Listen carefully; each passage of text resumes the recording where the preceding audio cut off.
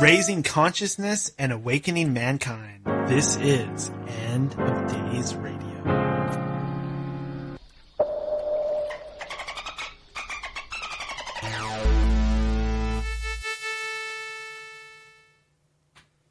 Hello, everybody. Welcome to End of Days Radio. I'm your host, Daniel, coming at you all the way from the shimmering Emerald City in the heart of the Pacific Northwest. I'm very excited tonight, as always, or this afternoon, I should say. This is another one of those earlier shows. Thank you, everybody, for joining us on our live stream. The guest today on this episode is Neil Sanders, who wrote a book called Your Thoughts Are Not Your Own: Mind Control, Mass Manipulation, and Perception Management. And the back cover of that book states, mind control is a documented fact. The control of the actions and emotions of an unsuspecting victim has been a reality since at least the 1950s. Drawing on declassified documents, interviews with the doctors involved, scientific papers, and mainstream media reports, Your Thoughts Are Not Your Own shows the origins, objectives, and architects of mind control. Your Thoughts Are Not Your Own, Volume 1, details the facts and disclosed evidence of mind control programs and experimentation performed by governments and government agencies across the world. Blue Book, Artichoke, MK Ultra, the Tavistock Institute, LSD, hypnosis, trauma, drug experimentation, Manchurian candidates, mind control victims, the use of children in mind control, school shootings, psychotronic devices, microwave weaponry, synthetic telepathy, the Phoenix program, and serial killers are all examined, and a chilling picture is painted of the lengths that those in power will go in order to achieve total control of the mind. Not bad, right? And we're going to talk to Neil himself, the author of that book, and as I'm sure you've realized, these topics are very in line with what we usually talk about on End of Days Radio. So I'm going to go ahead and dial him up. Sorry, too much coffee. We might as well go ahead and get started. All right.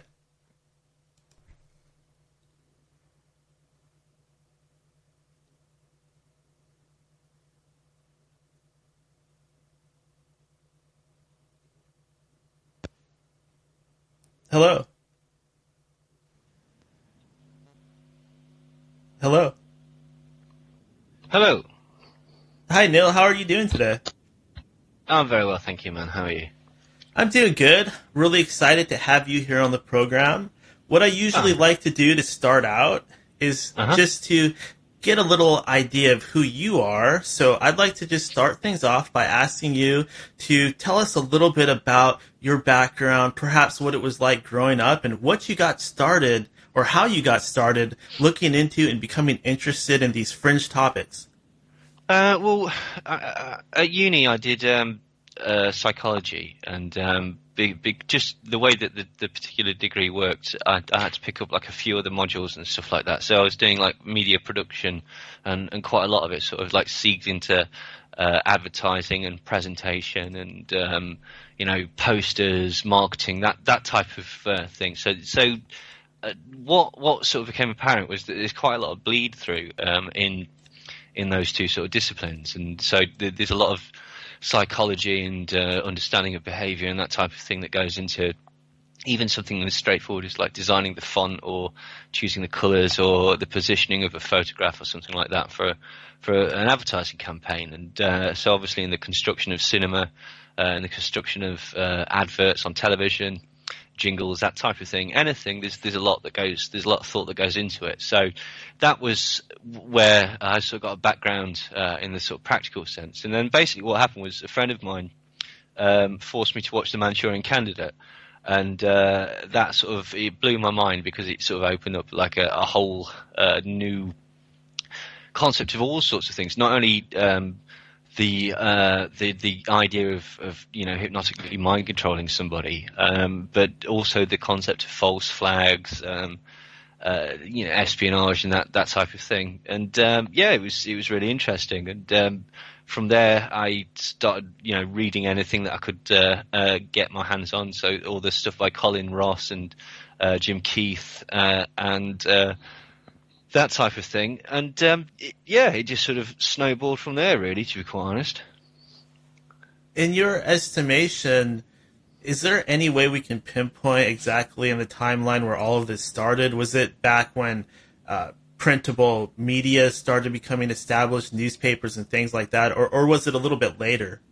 Oh no, no, it's but if you mean basically some sort of social control, no, it started when civilization started. That's how you manage civilization, is through organizing people's thoughts and organizing what are the norms of society and what is acceptable and what is punishable by death or what is punishable by imprisonment or whatever. So, all of these technological advances, they're all tools. Like the internet's a tool, the video media is a tool, the printing press is a tool, etc., etc. But so is you know players that sing songs or whatever. These are all tools that can be utilized in positive ways or in negative ways.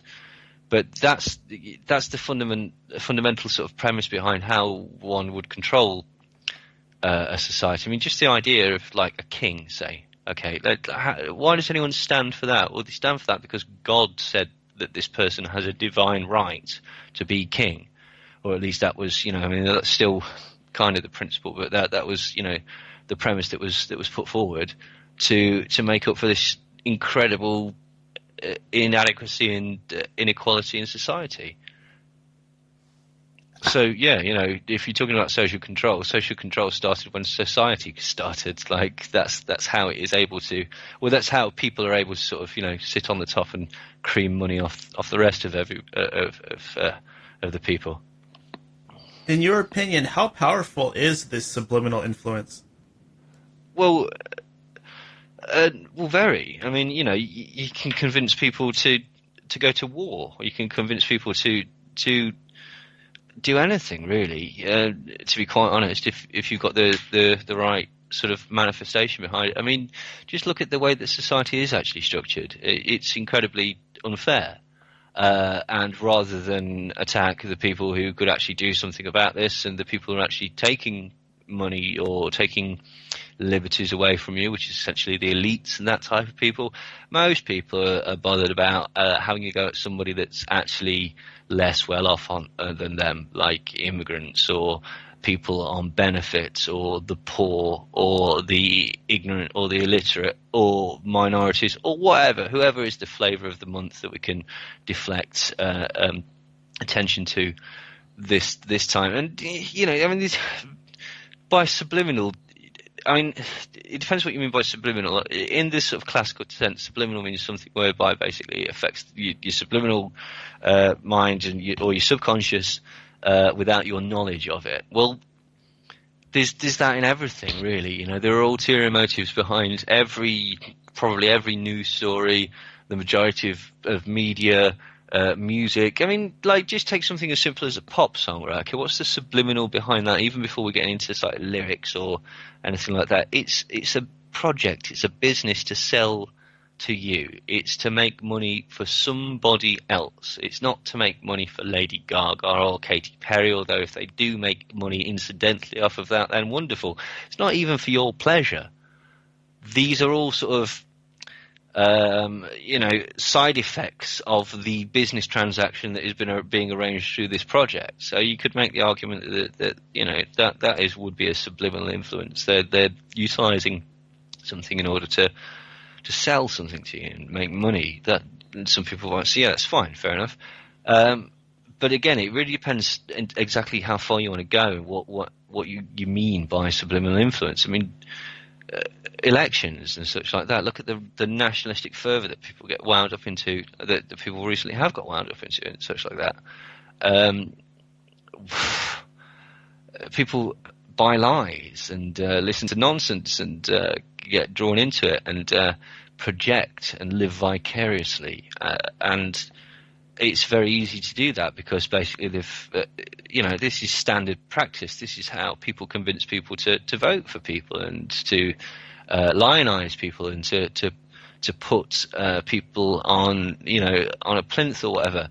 It's by a creation of a marketing brand, an image, something that you can relate to, and if they're very successful, a parasocial relationship, which is basically a relationship where you feel like you have a connection and you have an understanding and that you actually are speaking in some sense to this person, but you're not. It's a one-way conversation. It's all marketing. It's all flim-flam. It's whatever they've decided they want you to think about this particular person. So it really depends what you mean, man. Like, but I mean, it can be incredibly pervasive. People will kill for it. One of the most famous rock bands, or famous bands period, would be the Beatles, and I've often heard them being accused of things such as putting subliminal backwards messages in their songs, or even Paul having somebody come in and replace him entirely. What do you think about the Beatles in terms of mind control? Well, I mean, the Beatles were obviously, again, it was a project. I mean, they admitted to having backwards masking on it as a sort of weird sort of technique, really, just to sort of, I don't know whether this what their reasoning behind it was, to be quite honest, is possibly something like a sort of an early sort of like Easter egg. Do you know what I mean? If you can figure out to run the record backwards and you can hear John saying cranberry sauce or whatever it is that they were on there, then yeah, fair enough. They obviously had some sort of help. They were an incredible business. Do you know what I mean? Like, I don't subscribe to this concept that they like had all the music written by the Tavistock Institute or anything like that, because the people that they that's a misunderstanding of like who Theodore Adorno was. Theodore Adorno was, to be quite honest, he wasn't interested in that type of music. That comes from John Coleman, but I disagree. But yeah, the Beatles, they created youth culture in a sense, didn't they? Really, you know, they certainly harnessed the concept of the teenager and showed how profitable this could be. I mean, that's why they stopped playing live, was because they were attracting such enormous crowds that the speaker technology did not exist for them to actually transmit it successfully to the audience, because the audience was far too big. I've heard a lot of people say, you know, that there are various elements of mind control within the Beatles and such like that. I haven't actually seen any solid evidence. There's weirdness that went on in the relationship between John Lennon and Yoko Ono. Obviously, there was a suggestion that perhaps she was sort of there to sort of get him on heroin a lot more and distract him from certain elements. And I certainly think that in the assassination of John Lennon, that Mark Chapman was very likely under mind control. I think that he was there in a trance. I don't even think that Mark Chapman actually shot John Lennon. I think it was the doorman, who was a chap called Jose Padermo, who just so happened to be a CIA operative that had been connected with Frank Sturgis of Watergate fame and involved in the Bay of Pigs fiasco and various other things, but happened to be working as a doorman on that particular night. Whether that was his regular job, nobody knows. But certainly, in the assassination of John Lennon, I think that basically what happened was he became too much of a popular anti-war type figure. He was certainly under surveillance by various sort of three lesser agencies throughout America, and the FBI certainly felt that he was harmful in the same sense that they felt a lot of leftist activists and musicians and actors and that type of thing were harmful to America, because essentially, you know, they were involved in the COINTELPRO, and they had a very right-wing type of government, was certainly in the CIA and the shadow government behind that was incredibly right wing, and they felt that any sort of transgression to the left was harmful. So they obviously, you know, had a campaign of disruption and discrediting that ran all the way up to murder. And you know, there's various times when it's been proven that COINTEL actually went to murder, particularly with the Black Panthers and such like that. So it's not beyond belief to suggest that John Lennon was actually murdered because of his activism. As regards to say mind control within the actual Beatles, whether the Beatles were mind controlled and such like that, I could see the argument for it. I could certainly, particularly early in their career, I could certainly see the argument for it. But I don't know. I certainly know that they got their LSD from Michael Hollingshead, who was he was actually an MI6 operative, or their original dose of LSD. They were introduced to it by Michael Hollingshead, and he. Was an MI6 agent that was one of these sort of what became known as the Johnny Appleseeds of LSD during that sort of time, when MK Ultra was very interested in spreading and promoting the concept, the taking of LSD. He was one of the sort of principal people that was involved in that spreading of it. Another prominent figure of the 1960s that has a lot of this mind control sort of vibe surrounding them is the infamous Charles Manson. In your opinion, was he one of these controlled people? No, I don't think so, to be quite honest. I think what happened with the Manson case, I used to believe that he may very well have been under mind control as part of Operation Chaos, which was, again, a sort of discrediting, according to Mae Brussel anyway, it was a discrediting of the anti-war movement. But no, I don't think that's actually accurate, to be quite honest. I think the Manson case is very interesting, but I don't think that the actual what actually happened is what people think happened. I think the helter-skelter story that was promoted by Bugliosi and even the connection to cults and broader sort of entities like the Process Church of Final Judgment that was promoted by Ed Sanders. I think that was all part of the same cover-up, essentially. Ed Sanders, what people don't know is that he got all his information leaked to him by the prosecution. All the stuff like purporting to connect Manson to the process all came directly from the prosecution. Now, they didn't introduce this into trial because it wasn't very strong evidence. And the reason it wasn't very strong evidence was it wasn't true. It was a smear campaign that was put about by the Church of Scientology.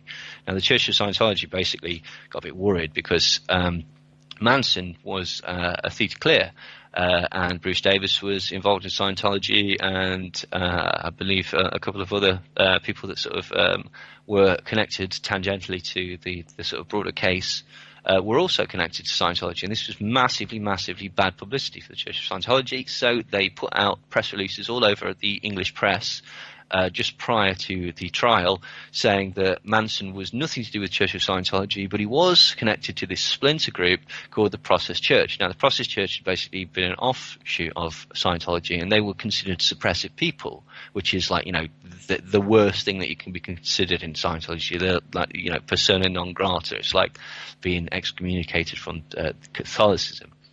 And so what they did was they two birds with one stone.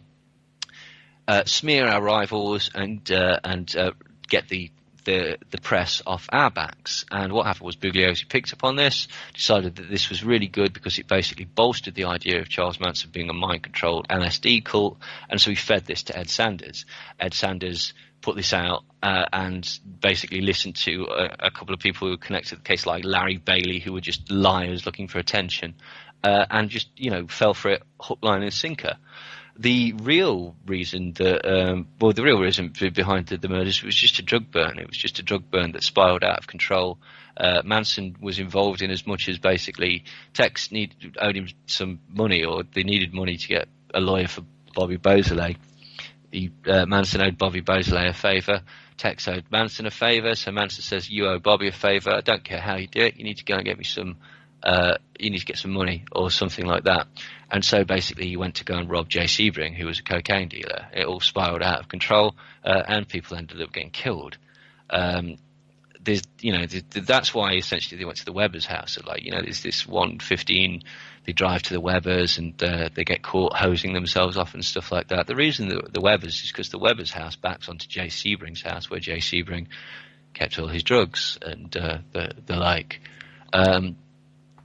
Tex admitted that he just walked into the property. They didn't break in, and this is what happened. Manson went back at about 4 a.m. to help clear up the the scene, and it was at that point that they murdered Abigail Folger and Wojciech Frykowski. This is proven because the police report shows that's when they heard a woman screaming, and they heard gunshots, and the only bullets that were found on the scene were from the 22 Buntline, which just so happened to used to belong to Ronald Reagan, but that's another story. So what happened was essentially all these people are connected through Hollywood.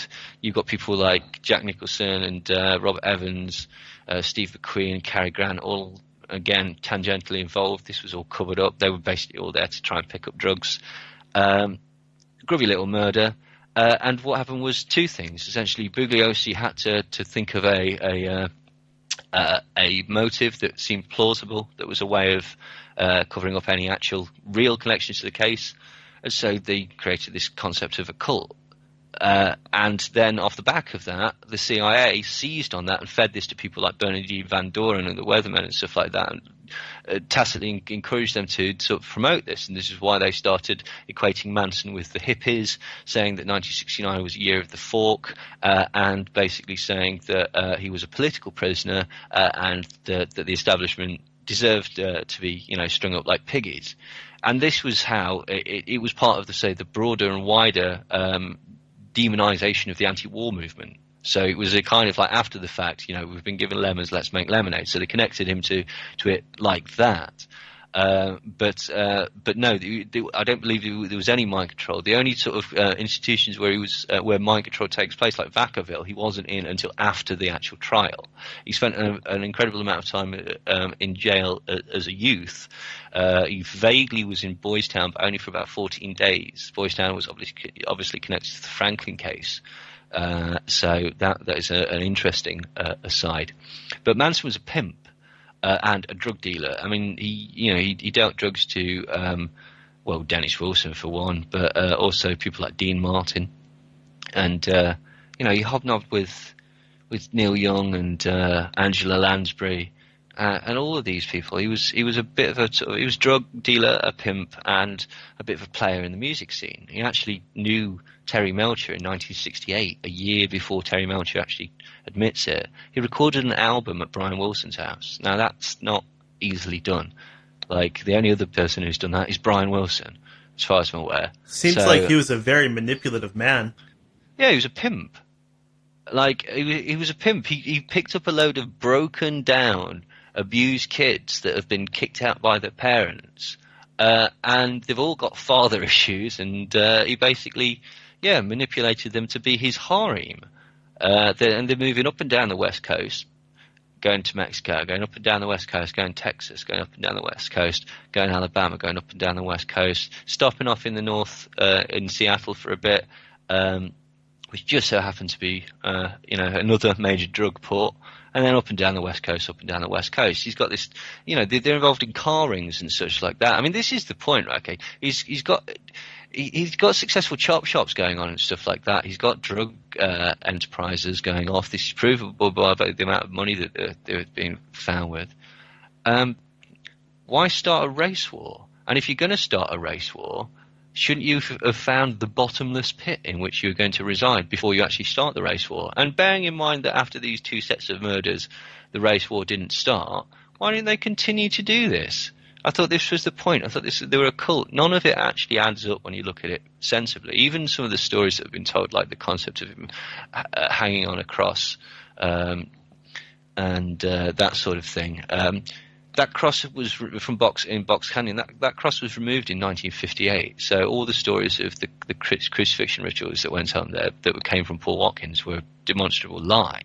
What's interesting is all the cult aspects, all the concepts of him saying he was Jesus and saying he was the devil, and saying that they needed to grow to 144,000 and go and find the bottomless pit in the middle of the desert and go and live there, and the black and white war, etc., etc., etc. Word for word, that all came from one witness, which is Paul Watkins. And word for word, he copied it from a book that he was known to read, which was the teachings of Krishna Ventnor. Krishna Ventnor was a cult leader, a genuine cult leader that basically did everything that they proclaimed Manson did, and was in Box Canyon about 25 years before Manson even got there. So they just appropriated the story onto him in order to basically cover up the case. He's not a good person. He's a rapist, and he's a drug dealer, and he was involved in the murders of Wojciech Frykowski and Abigail Folger. At least witnessed them. He thought he'd killed Bernard Crowe. He is tangentially involved in the murder of Shorty Shea, but I don't think he was actually there. And he must have known that the LaBiancas were going to be murdered, because he knew the connection between Tex and the LaBiancas and the business dealings with various mafiosos that the LaBiancas were involved in. And the Beach Boys were all mafiaed up to the eyeballs as well through their manager Nick Grillo. So there's a lot of sort of griminess that was connected to it. I mean, in my opinion as well, all the stuff to do with the Beatles that was connected to the Manson case was another red herring. Like it sort of made him look insane and mad and biblical at the same time, because obviously it's connected to Revelation 9 and Revolution 9, which is the Beatles song. But what's very interesting is what the Beatles connection did was it totally distracted everybody from the very, very real connection to the Beach Boys, who technically were commercial rivals of the Beatles, which makes me wonder where that actually came from. And I suspect that the connection to the Beatles from Manson didn't actually come from came or was assisted by Nick Grillo, who was the manager of the Beach Boys at the time, who he had hundreds of hours of music recorded by Manson, and he tried to memory hole all of that basically. But so that's but was he manipulative? Incredibly manipulative. He had a wide range of skills, just being a sort of con man, a lot of jailhouse tricks, a lot of he was a pimp before he went to prison, and he was a pimp after he came out of prison. He ran a pimping agency called Three Star Hollywood 3-star agencies, and it was 3-star enterprises in Hollywood, sorry, and with a known mafia guy called Tony Cassini. He ran that in the 50s in Hollywood. He got arrested and sent to prison for transporting girls across state lines and got caught in Texas. He was in Mexico before the 60s, transporting cocaine for the mafia. He's a very, very he's a career criminal essentially, and he's got quite a lot of underworld connections. I'll go so far as to say he was aligned or associated with any real group, but he had sort of mates that were, if you know what I mean. He was a hanger-on and that sort of thing, which is why I think he was able to basically get away with breaking his parole. He came out of prison in 1967, okay, and you're supposed to get gainful employment and a place to live, neither of which he ever did. He committed at least 6 felonies, including rape and statutory rape, possession of machine guns, that type of thing, possession of drugs, driving without a driver's license, numerous minor infractions, 6 major felonies in the 2 years before he got sent back to prison. Never once did they even think that this violated his parole, which is ridiculous. Before Manson, in the days before Manson was released in the late 60s, he was visited by a lawyer called George Shibley. George Shibley was a Beverly Hills lawyer that charged $250 a time in the 60s. Who is this guy? Why is he there? Why did the 2 lawyers turn up and start defending Susan Atkins? These were, again, hundreds of dollars an hour lawyers that usually were sort of defending big-time drug dealers, mafia guys, and that sort of thing. So why do you think they might have lent their services to the Manson case? What's interesting about the Manson case was that the trial was a total farce as well. Basically, a lot of people don't realise this, but there was a book published called The Killing of Sharon Tate. Well, it was actually serialised in the Los Angeles Times, but basically it was the prosecution's version of the case, supposedly told by their star witness at the time, Susan Atkins. She later recanted it and became part of the defence. But this was released to the press before the trial started, before the jury was even picked. That's ludicrous. The other point that people a lot of people don't know is the trial went on for a year. Do you know how long the defence was on for? Mm. Have a guess. No idea. 30 seconds. Oh, wow. They stood up and said the defence rests. Huh. That's suspicious, no? Yeah, yeah. So okay, so there's obviously some sort of a cover up, basically, and I believe that essentially it was just because, it was too much of a sleazy can of worms. Basically, they lost all the evidence. They found the evidence, the gun that was used in the case, and various other bits and bobs, and lost it.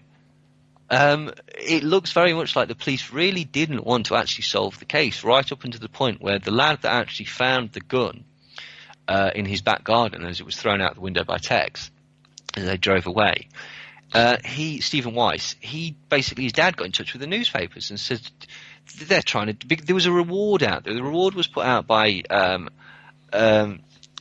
Peter Sellers and Yul Brynner and Warren Beatty. They raised £25,000 for anybody that found anything that was connected to the case, and this was shared out between Stephen Weiss, Danny DiCarlo, who was a straight Satan that was up on federal gun drug charges, but somehow managed to sidestep that and basically support the entire case of the prosecution.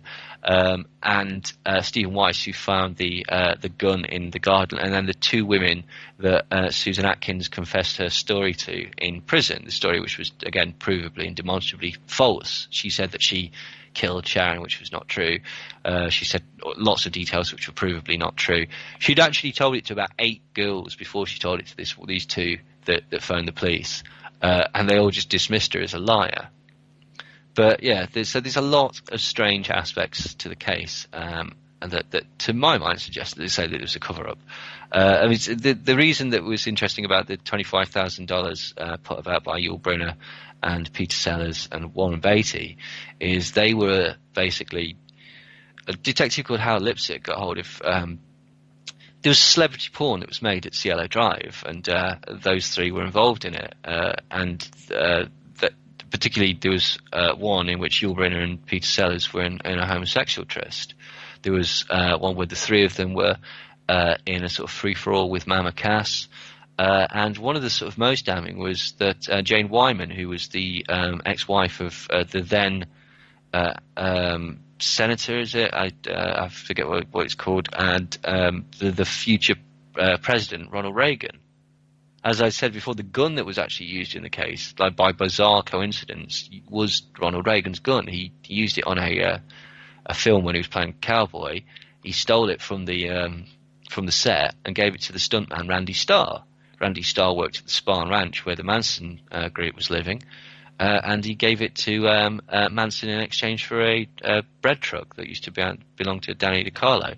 So there's a lot of weirdness that runs through the case as well. But yeah, it's a really weird case because in my mind it's a lot different. Obviously, I am of the opinion it's a lot different to either the sort of mainstream version or in fact the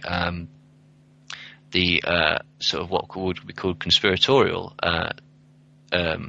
version. The nearest to being completely accurate are William Scanlon Murphy and Nicholas Schreck.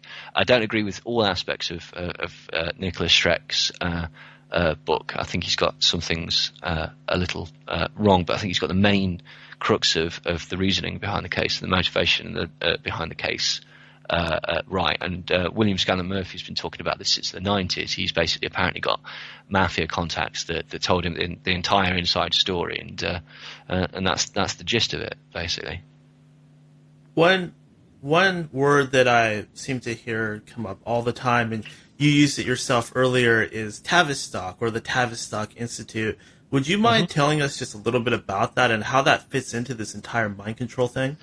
Yeah, sure. I mean, it started off as the Tavistock Clinic. It was a psychological sort of.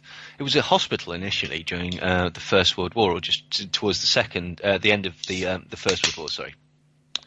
And what it was dealing with was people coming, or soldiers coming back with shell shock, which is now called post-traumatic stress disorder, or the sort of catatonic effects and the dissociative effects that can be caused by the trauma of war, essentially.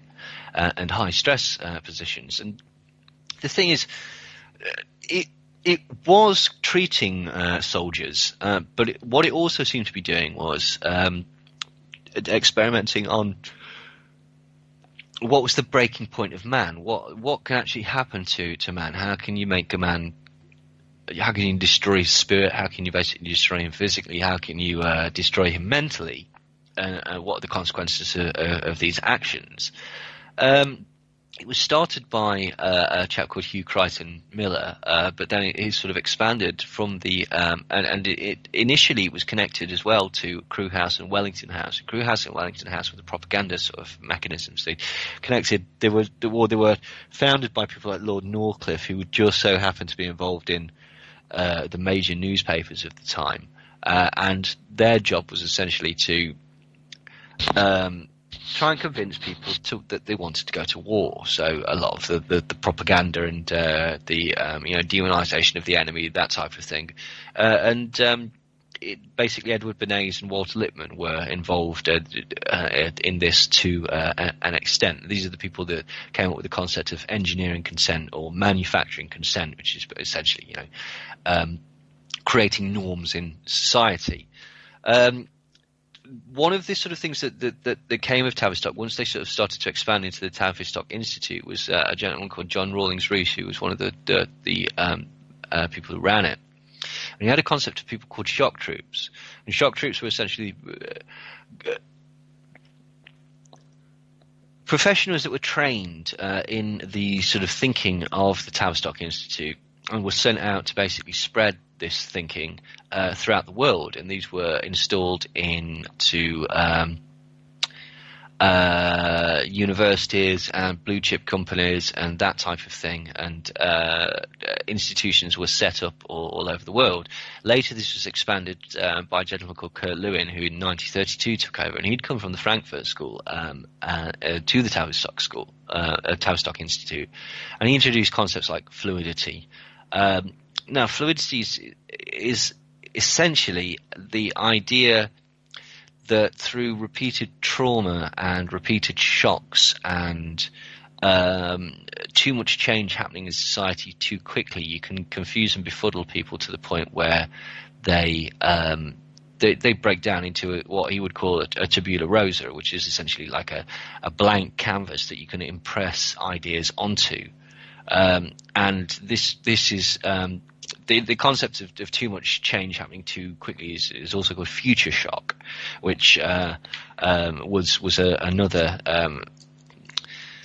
mechanism that was utilised by the Tavistock Institute. They also were interested in introducing social turbulence, and this was admitted in the 60s by the then director Eric Trist, who proudly boasted at a press conference that due to the influence of Tavistock, the world was in a irreversible state of social turbulence.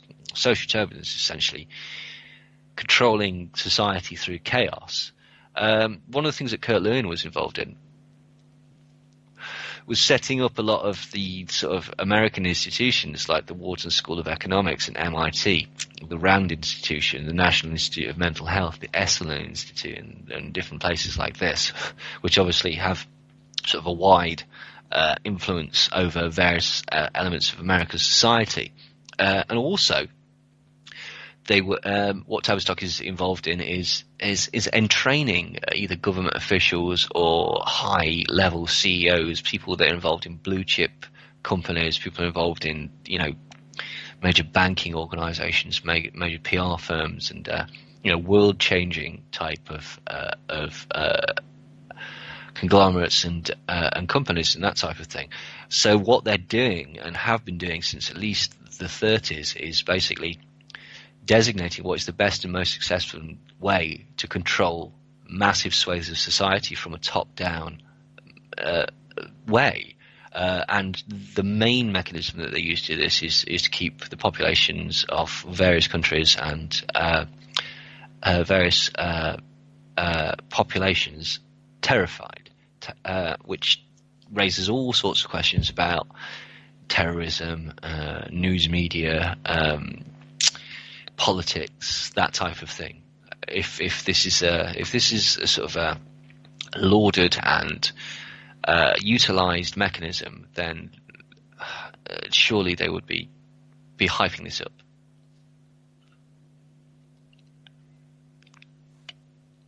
Yeah, this is definitely some fascinating stuff.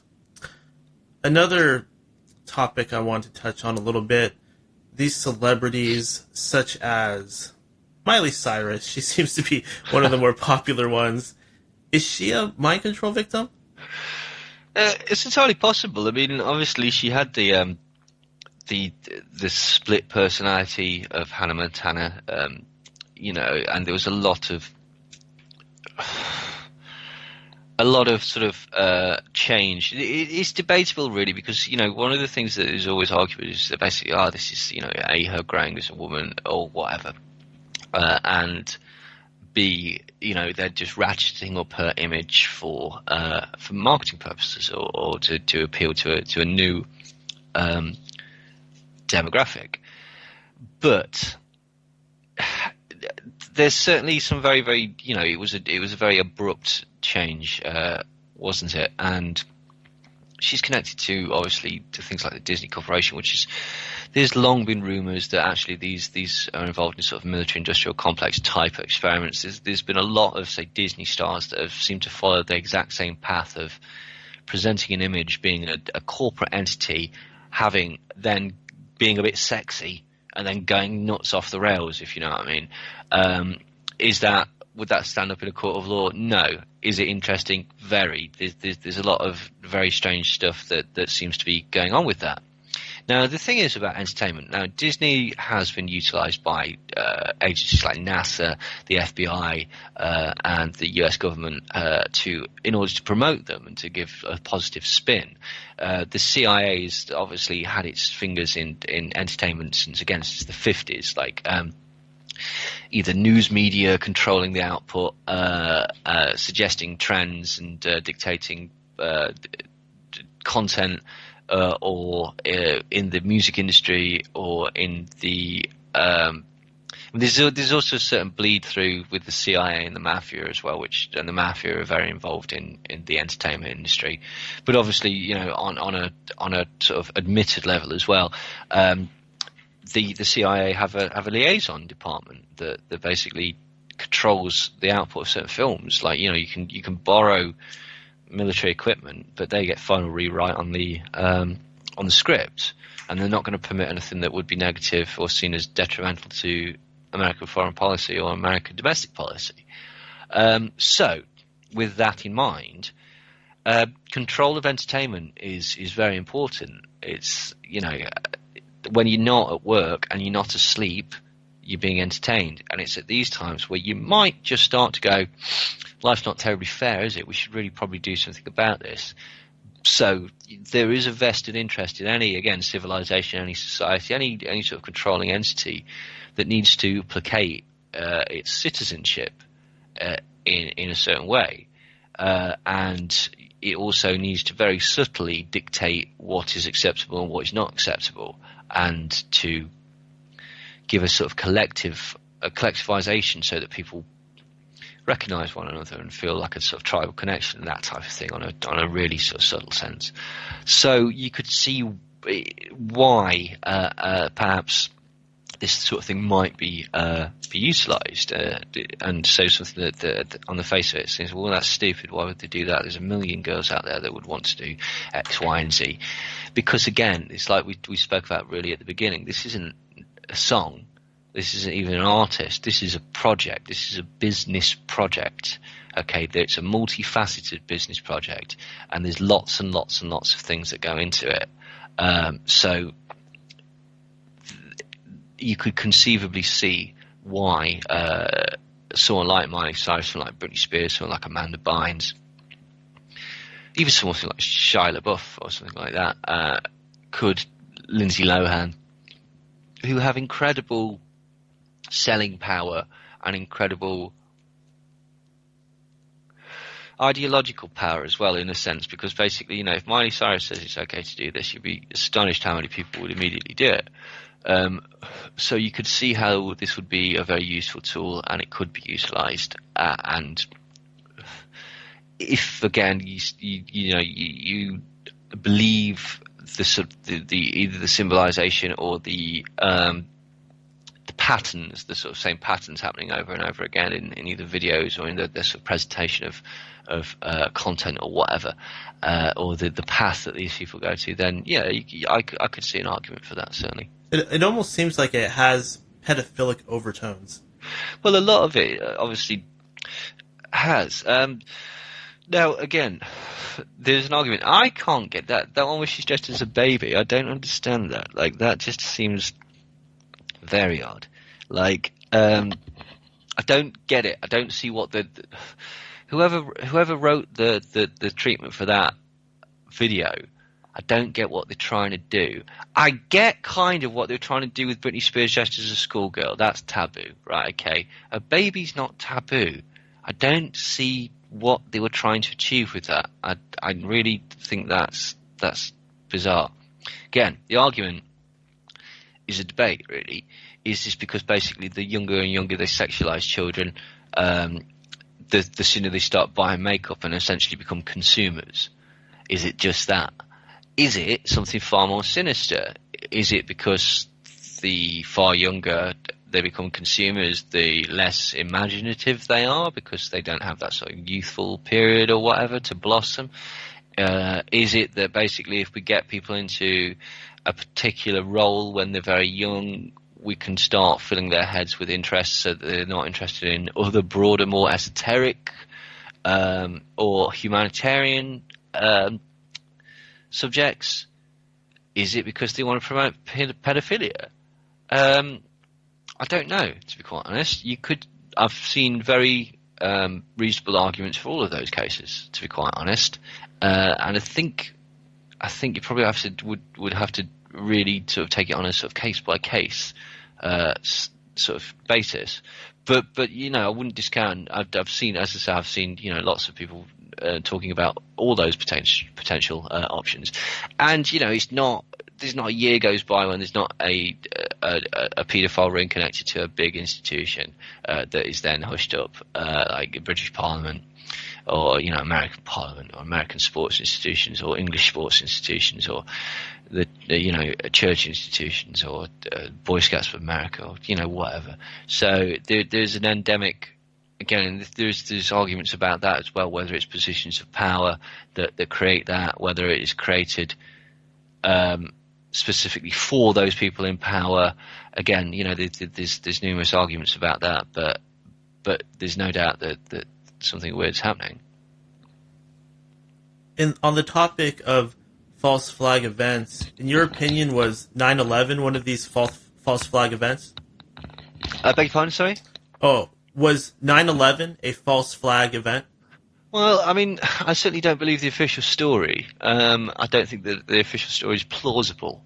And I don't think that the concept of the buildings for one thing that they're right, okay, that never sort of got me. Aside from obviously, you can go back and watch all the sort of documentaries and stuff like that show that the confessions from Osama bin Laden are very, very dodgy. The Mohammed Atta's connections to various institutions and to the ISA is very, very dodgy. The removal of put options by CIA connected companies just before the attacks is very, very dodgy. The amount of people that didn't turn up for work that day is very, very dodgy. The guys from Mossad celebrating or filming the event that seems to have prior knowledge of it and admitted it on Israeli television is very, very dodgy. The fact that Neil Bush was in charge of the security beforehand is very, very dodgy. There's an incredible amount of incredibly dodgy things, obviously. Now, here's one point that nobody ever seems to build up, right, okay. Let's take it as read that Al-Qaeda did it, right, okay, that they wanted to hijack these planes and fly them into whatever, right? One thing that nobody seems to sort of, which I don't believe, right? I'll just say that for a start, okay? One thing that nobody seems to have picked up is that basically they didn't intend to knock down the buildings. There was no way that they could have intended to knock down the buildings, right? There's no way that anyone could have known that those buildings would have collapsed. Their intention was to crash planes into the buildings, which they did. And so anything on top of that, when the building's collapsed, that's a bonus. So that's the equivalent of going on the pull, seeing a pretty girl, trying to chat her up, and her saying, "Is it all right if all my cheerleader friends come to bed with us too?" That's an incredible, overreaching of their expectations. And at no point was that sort of brought up in their propaganda. At no point did they go, "Shh, bloody hell, look what we've done." It doesn't fit in with the narrative. Okay, it really doesn't. It just doesn't. And obviously, you've got this, the plane that was quite clearly, as far as I can see, shot down, and the incredibly dodgy lack of a plane at the Pentagon. Was it a false flag? Yes, because I don't believe that the people who have been accused of perpetrating it did it. So in that sense, yes, I do think it was a false flag. I mean, people seem to forget that several of the purported hijackers turned up alive afterwards, and that's just never really been sort of solved or sorted out or anything. There's a lot of rubbish, again, like in the NIST report and stuff, that's provably not possible, not physically possible. Again, we're supposed to believe that this fire caused the catastrophic collapse of every single vital point at exactly the right point twice. Which begs all sorts of questions about, well, why do we piss around with all this complicated demolition? Why don't we just do that or something similar? Why can't we learn demolition techniques from this? That happened by accident. Okay, again, it wasn't planned to collapse. It happened by accident twice. Well, 3 times actually. And I just don't buy it. So yeah, in that sense, no, I don't believe. I do believe it was a false flag operation. Who was behind it? What precisely was the reason for that? I don't know. I'm sure elements of the American government were involved. I'm sure elements of foreign governments were involved. To what extent and who knew what, and etc., I don't know. I know the result of it, which was the Afghanistan war, the Iraq war, the Patriot Act, increased surveillance from the NSA, that type of thing. The ongoing sort of creation of Islamic terror and the concept of Islamic terror and the spin on Islamic terror, and the fundamental boogeyman that is justification for all sorts of actions. And also on the spin off that, obviously, you do create real sort of, in the same way as okay, this is one thing that people don't understand about terrorism as well. Okay, in the same way as when a lot of people saw Colours or Menace to Society or Boys in the Hood or Snoop Doggy Dogg video or whatever, and they lived in Ohio, they went, "Oh, I'm a Crip now. I'm putting a blue rag on and I'm a Crip." Right? That person's not a real Crip, but he will kill you exactly the same as a Crip from LA. Okay, and that's what you get. You get copycats, you get people supportive of the cause, you get people, you get a multifaceted layer of satellite groups and imitations and stuff like that coming off the back of what was essentially a created concept in the beginning. So, very, very clever. Very, very clever. But yeah, to answer your original question, do I think it was a false flag? Yes. Another very prominent event that gets accused of being a false flag was the Sandy Hook incident, and following that, there was that picture of the map in that Batman movie. I think it was the 3rd Batman movie. What do you think of that whole thing? Who knows? I don't know, really, to be quite honest. I think that's very strange, the Sandy Hook turning up in the Batman thing. There is a concept of predictive programming, or that perhaps it was a trigger or something like that. I don't know, to be quite honest. I don't know what the official explanation is to that, to be quite honest. Whether someone that worked there or lived there or something put it in as a sort of woo, look, that's my hometown, or I don't know whether that's been the explanation for it. I really don't know, to be quite honest. But again, I think that his name escapes me. The guy that basically shut up the movie theatre. I think he's exhibited what could be considered signs of mind control, or at least drugging. I've never seen somebody more obviously on Thorazine than that guy when he was struggling to keep his eyes open during one of his hearings and such like that. So it's very curious that they're drugging this guy up to the eyeballs.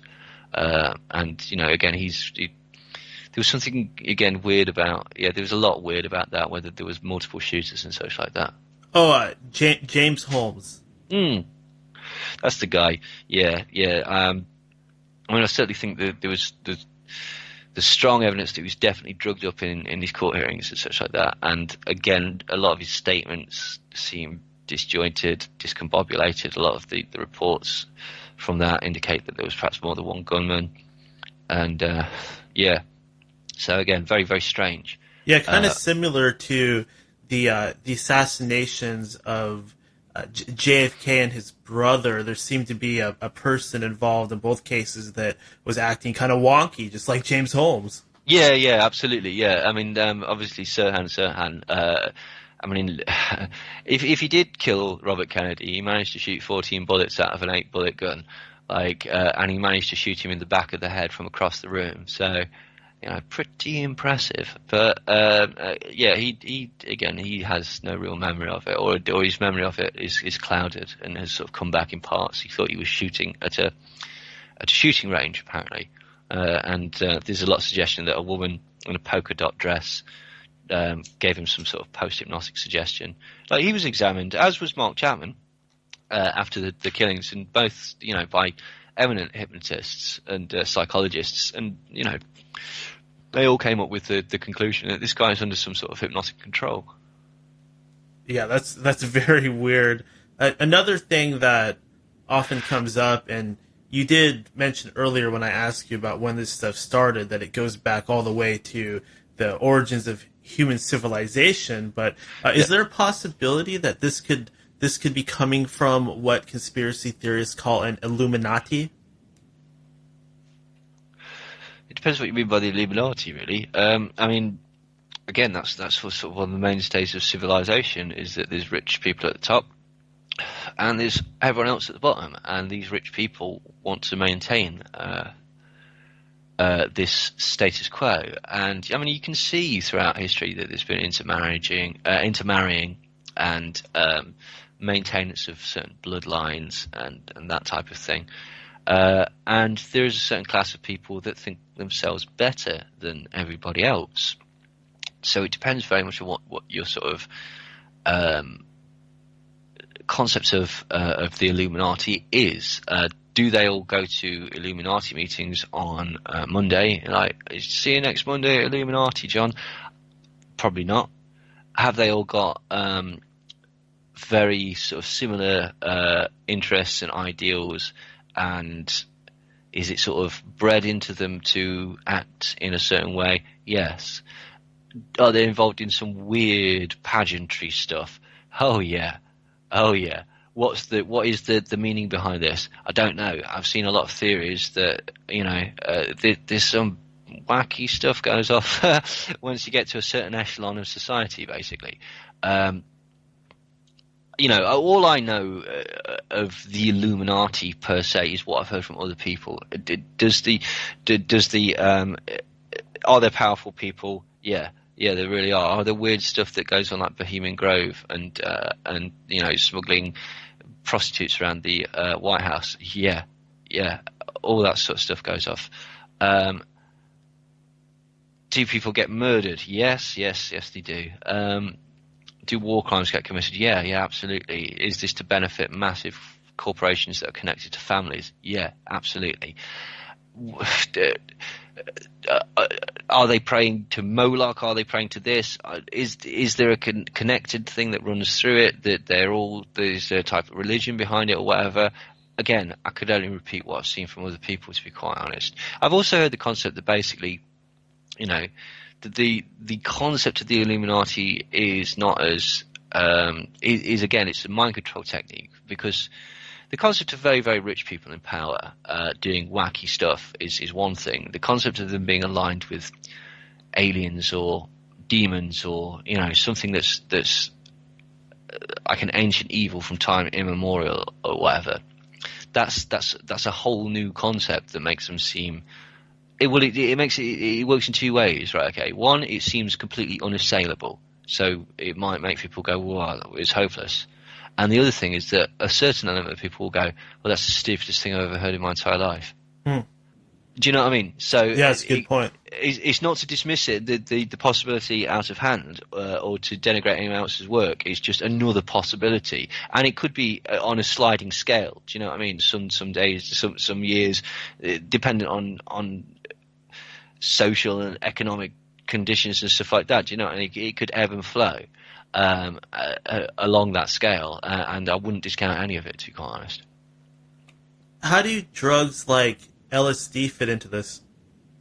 Well, I mean, LSD, to be quite honest, they did try and use it as a mind control drug, in as much as they tried to use it as a truth serum, and they tried to use it as an incapacitant, in as much as basically, if you secretly dose somebody with LSD just before they're about to make a very important political speech or something like that, they're going to make a fool of themselves.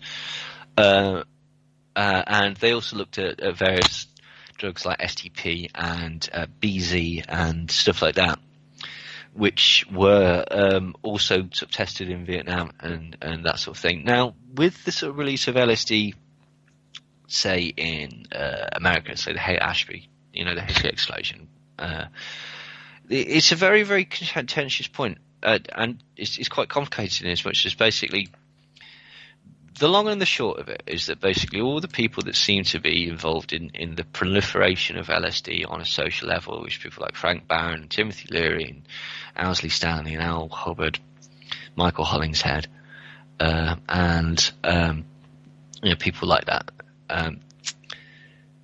they all were connected to the CIA, either directly or indirectly, but quite strongly. And they all sort of seem to maneuver in a way that sort of defied logic. The Brotherhood of Eternal Love, for example, they were another group that were spreading Orange Sunshine, which is a particularly potent brand of Owsley acid. And it transpired that basically the main players of those were CIA agents like Ronald Stark and people like that. And this was admitted when he was caught smuggling in Italy. So that's undeniable that there's a CIA element in spreading lots and lots of drugs during that time. Now, what was the purpose of this? Now, I believe that it was twofold, really. Well, one, I think they were trying to look for a type of soma-type drug. If you know the concept of soma from I've gone stupid. Not 1984. The other one, the Aldous Huxley book. Oh, geez, what was that called? Yeah, everyone knows what I'm talking about. But I've gone. It'll come back to me. But I've gone simple. A Brave New World. Okay. Yeah. Okay. So they've got this drug. It's basically everyone takes it, and it makes you happy. It's a mild hallucinogen. Just everything's groovy on it. And I think that's essentially what they were trying to do with LSD and various other drugs. They were trying to introduce a drug that they felt might be a way to placate people. Now, what's certainly interesting is that the groups of people that were heavily involved in LSD just so happen to be the swathes of society that happen to be involved in activism as well. Now, and anti-war sentiment and just a general sort of malaise against the established, 2.4 children, settle down, get a nice car, that type of thing. They wanted something different. The other way that LSD, so it worked basically. I don't think it works as a soma drug, but what I think it did do was, in some sense, it worked in a prohibitive sense, because all of a sudden making it illegal, you can criminalise an entire swathe of people. You can also delegitimise their message in the eyes of the general public. If I mean, I'm sure you could find an example of an interview that's going quite swimmingly, like, oh, these are very interesting points. Do you take LSD? I do take LSD. I have taken LSD. Okay, well then Joe Public, or whatever, the Johnny Unitas loving sort of house couple or whatever, middle class, is going to immediately just disregard everything you said because you're a drug addict. And so it works in that sense. I think it works in a sense that basically, this is a very glib interpretation, but if you're on acid, you're not necessarily going out and protesting or being able to organise a revolution in perhaps the same efficiency. Now, I'm not stupid. I appreciate that people don't use drugs like that. But here's the other thing. What it can do is introducing you to drugs like LSD and the like puts you in the arena where there's other drugs like speed and heroin and cocaine and meth. And if you look at basically what happened in the Haight-Ashbury is that happened. It destroyed itself and got very nasty very, very quickly because, bikers and other gangs were coming in and dealing those drugs. They were dealing heroin that was coming back from Vietnam and to a lesser degree cocaine, but certainly methadone and speed and anything. And people were getting strung out. So it sort of introduces people into that sort of system as well. And this is where you can get into a conversation about the prison industrial complex and what is the actual point of the prison. Is it to punish society? And lock up murderers and rapists and stuff like that? To an extent, yes. But you know what? It also provides an incredible amount of free labour. And I think it's very interesting. Again, we could talk about this for a whole hour. But basically, if you just look at the way that certain prison terms are handed out and what companies and political benefits there are of having prisons around. The prison population in America is enormous, and that is a free labour market. And what they're doing, they're making weapons. They're sewing Kevlar vests. They're soldering circuit boards for missiles and stuff like that. So you've got military industrial complexes that basically have got free labour by locking people up in prison. How do you lock people up in prison? Get them hooked on drugs. How do you hook them on drugs? You introduce the drugs into society in the first place. Again, we could talk about crack if you want, and the southern policy of the Republican Party, and the Iran Contra, and the provable fact that they were bringing cocaine in order to basically gentrify populations, demonize black people, and create a prison population that went on to provide a slave labor force for the military-industrial complex. It's just a fact. It's not, it can be proven pretty easily. How do you feel about Donald Trump? I think he's a fraud. And I think that he was very, very clever. In fact, it wasn't even him. Right, okay. You've seen all this stuff, you've seen the recent was like Kellyanne Conway, where she's talking about what a fraud he is before she was hired by him. That's very interesting. What happened is that basically Trump was floundering really badly.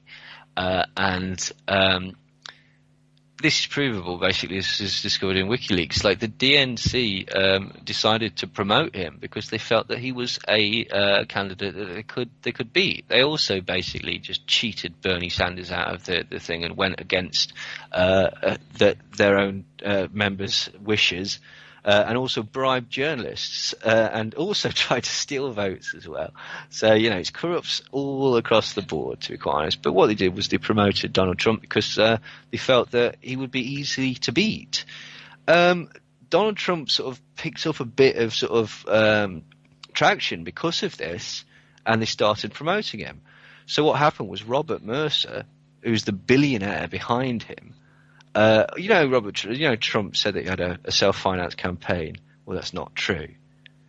His campaign was financed by Robert Mercer. Robert Mercer is the person who also financed Breitbart and Steve Bannon and the Tea Party and various other alt-right mechanisms and that type of thing. So he's been creating this type of, not to say that the Tea Party is alt-right, but I'm saying that he's behind a lot of these things. So he's been creating this empire with his daughter for ages, and they were going to back Ted Cruz. But then what happened was they just seized on this opportunity to go with Donald Trump. And so they pushed Donald Trump. So all of Donald Trump's ideas, they're not really coming from him. They're coming from people like Steve Bannon of Breitbart and stuff. Now, here's an interesting thing about the fake news thing before I come back onto Donald Trump. The fake news thing started from outlets like Breitbart. The fake news was originally a complaint from the mainstream media saying, Breitbart and all these other all these other nonsensical outlets are putting out stories about Hillary Clinton having a brain tumor and having the disease that's caught from cannibalism, and etc., etc., etc., etc. What's brilliant is that basically now the former editor of Breitbart is now the press secretary, or he's very heavily involved in the he's a national security advisor, isn't he? But basically he's very heavily involved in the public promotion of Trump. So what did they do? Well, they flipped that and basically said anything that goes against Donald Trump is fake news, which is this phrase that's been picked up originally because of what they were putting out, but they're now trying to control the output. Now, if you stand back and look at it with no bias, regardless of what your opinions of Donald Trump is, that's the actions of a dictator. What they're doing is they're trying to say that basically anything that goes against official government policy is fake news, which is a genius strategy. Like, I think it's really, really clever.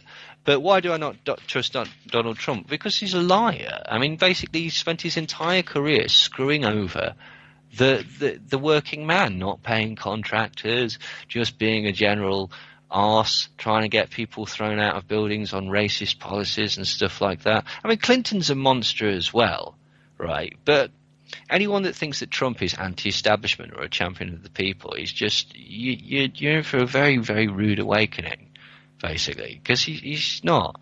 Do you know he's 19th cousins to the Clintons? So we're talking about this concept of elites and such like that. His ancestry is completely riddled with British royalty and aristocracy. I mean, he's connected to the mafia through his business interests. He's got an incredibly dodgy tax reputation and dodgy reputation for paying people. He's constantly being sued. He's an ex-amphetamine addict. He's constantly lost money for investors. He was bailed out from bankruptcy by a Saudi prince, which completely flies in the face of his public image and all his rhetoric. He's pro-big oil. He's advocated censorship of the media. He's advocated censorship of the internet. His foundation has been continuously accused of corruption, theft, and money laundering. He's pro-civilian death in conflict. He's a complete Islamophobe. He's pro-big military. He's pro-torture. He's connected to people like Giuliani and all these completely shyster people that helped cover up 9/11. Even regarding the sort of Russia stuff, is the people that he's surrounding is a shambles. He's surrounding with people like Steve Bannon, ex-Goldman Sachs man. Do you know Steve Bannon was connected? He invested $60 million worth of money into a media investment company run by 3 known paedophiles. Mark Collins Rector and Brock Pierce were 2 of them. At the time, Mark Collins Rector was on the run from the FBI for raping boys. These were in the Open Secret documentary. That's quite a connection to paedophiles to Steve Bannon. That's tangible. That's real. That's more than was in WikiLeaks, right? He's definitely invested money in paedophiles or in their organisation. And Donald Trump as well. He's a good friend of Jeffrey Epstein. Jeffrey Epstein, the billionaire paedophile. That basically, I'll give you an example, right? Virginia Roberts, the 14-year-old masseuse that was hired by Jeffrey Epstein to basically, sleep with rich old men, by Ghislaine Maxwell. Well, they met at Donald Trump's Mar-a-Lago. That's where she was working as a 14-year-old girl. Ghislaine and Jeffrey and Trump have been mates for years. In 2002, Trump told New York Magazine, "I've known Jeff for 15 years. He's a terrific guy. He's a lot of fun to be with. He's even said that he likes beautiful women as much as I do, and many of them are on the younger side. No doubt about it, Jeffrey enjoys his social life." In 2009, Trump was subpoenaed to give a deposition on Epstein. The subpoena was withdrawn when Trump negotiated to give a voluntary statement. But Trump called Epstein's Palm Beach estate twice in 2004. In Vanity Fair 2002, he admitted that he regularly dined at Epstein's Palm Beach estate, which was wide for sound and had young prostitutes going through it. He's been on Epstein's private plane, the Pedophile Express, many, many times.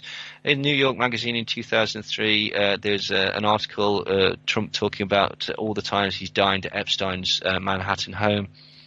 It goes on. And he's a liar. I mean, that's the thing. I get it. I understand why people liked him, because basically, again, it wasn't him. This is the point. He's a figurehead. This is the campaign. The campaign is Steve Bannon and Robert Mercer. Right, and what they've done is they've engineered a right-wing coup, essentially, and what they're going to do is they're going to benefit themselves and their business partners. That's it. That's the point behind behind them getting Trump into power. But basically, so everything he says is thus far is just a provable lie. It's just nonsense. I get why people voted for him, because what they did was they appealed to people's sense of dissatisfaction. And people were absolutely right to feel dissatisfied. And Clinton was absolutely no option at all. So Trump appeared that he was going to fight corruption and, give back to the little guy and stick one in the eye of big government, etc., etc., etc., and all this. So I get it. They played on people's sense of dissatisfaction and their need for somebody that was offering something different. But I just don't think he is. I think it was a ploy. I think it was a very clever and very well executed ploy, but I don't trust him. And I've not seen anything in since he's been president, or anything in his entire life, to make me think that he's anything other than a very self-motivated and untrustworthy character. What are your thoughts on this whole Pizzagate thing? I think I'm not convinced by it. I mean, how long have we got to talk about this? Because I'm just not convinced about it by any stretch of the imagination. It's probably easy if I just read this thing, to be quite honest. Because the problem is that there's this very, very multifaceted, to be quite honest. So I don't usually blow my own trumpet about this sort of thing, but I should really preface this, to be quite honest. I've spoken about paedophile rings. I'm aware about paedophile rings. I spoke about the Crew Alexander, which is a football team in England, the sex ring involved in that, 4 years before it was exposed on the mainstream media. On the same program, I spoke about Jimmy Savile and his connection of MI5's practice of using children from care homes. I included Ken Livingstone's confession to this fact. I wrote about Jeffrey Epstein in my book 5 years before it was first mentioned in the mainstream media again. So I know about this. I know about his house being wired for sound and how that perfectly matches up with the MK Ultra declassified documents about what they did. I know about Deep Creek cabins and how they raped children there to train them for the CIA. I know about Mark Dutroux. I know about the Franklin scandal. I know about Elm House, Dolphin Square. I know about Dmitry Kuznetsov and his necropedophile films. I know about the London tape. I know about snuff films, the Spartacus clubs, Craig Spence, Johnny Gosch, Paul Benassi, Hunter Thompson filming boys being murdered at Bohemian Grove. I know about rock stars and underage girls. I know about Max Clifford covering up for the MP Alan Clark. I know about Peter Morrison, Wilfred Bramble, Claudia Mullen, Christine Di Nicola. I know about paedophile rings, okay? I'm very aware that they exist, and it is exactly and precisely for that reason that I think you need to be really careful with Pizzagate, because basically I just don't think that there's any evidence that strongly connects a crime.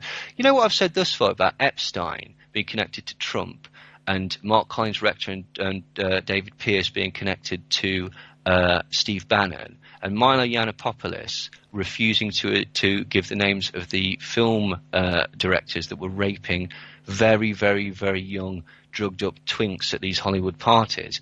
You see that's tangible evidence. There's more evidence connecting Trump and Breitbart to paedophile rings than there is connecting James Alefantis and John Podesta to anything. And that's a fact, right, okay? I know a lot of people are going to get cross about that, but it is just a fact. That is real. And so that makes me curious as to why Breitbart pushed it and why Milo Yiannopoulos pushed it.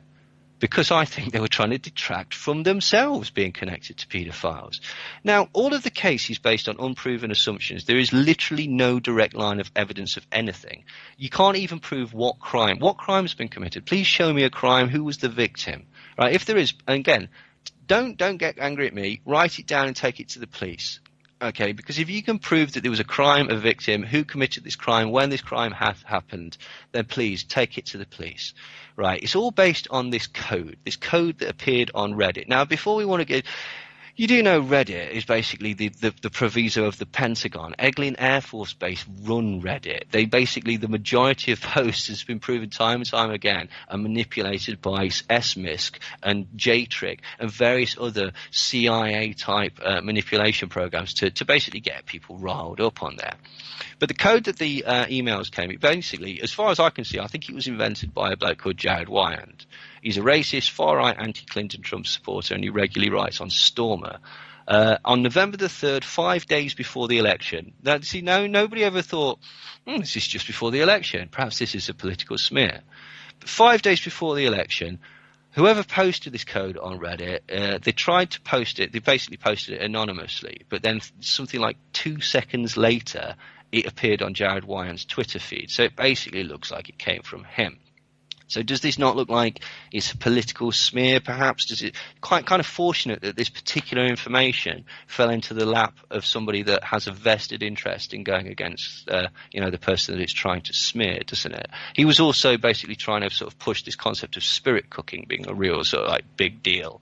And basically that failed. So they sort of snowballed it into this Pizzagate. On the exact same day, Mike Flynn starts talking about the connections to Jeffrey Epstein. I know a lot of people think he was talking about Pizzagate. He wasn't talking about Pizzagate. He was talking about Jeffrey Epstein. That disappeared, and his son started talking about Pizzagate. Again, to me, that suggests that we say stop looking at Jeffrey Epstein, start looking at this. Okay, the other person that promoted it was a chap called David Seaman, previously of the Huffington Post, who was sacked for basically writing 3 articles claiming that Hillary Clinton was going to die. This didn't happen, so basically it was proved to be a lie, so he was sacked. So basically the evidence in the code was pushed by these 2 people who have a provable axe to grind. Now here's the interesting thing about the code. There's no corroborative evidence that this is a code. It's just been plucked out of the air by these 2 people. There are hundreds and hundreds and hundreds of different emails, right, okay, that talk about pasta and pizza and stuff like that. And it's only on a very select few that actually makes any sense at all. And even on those, it really doesn't. Okay, what pasta are you doing, right? So people have said, that means what little girl are you doing? That's a reference to preteen penetration. No, it's not. What pasta are you doing? Oh, I'm going to do lasagna. What are you doing? That's it. Okay. What sort of a rich person uses 3-month-old pasta? Well, maybe it was in a freezer. Okay, you can have it. Or maybe it was dried and bought 3 months ago and not used. Do you think I'll be able to play dominoes on pizza better than I'm on pasta? Well, he's obviously talking about raping a kid there. Yeah, maybe. Or maybe he's using like a dad joke, like, do you think I'll be okay doing it with all this pasta inside me? Do you think I'll be all right playing the guitar on weed? Do you think I'll be all right playing dominoes on all this coffee? It's a dad joke.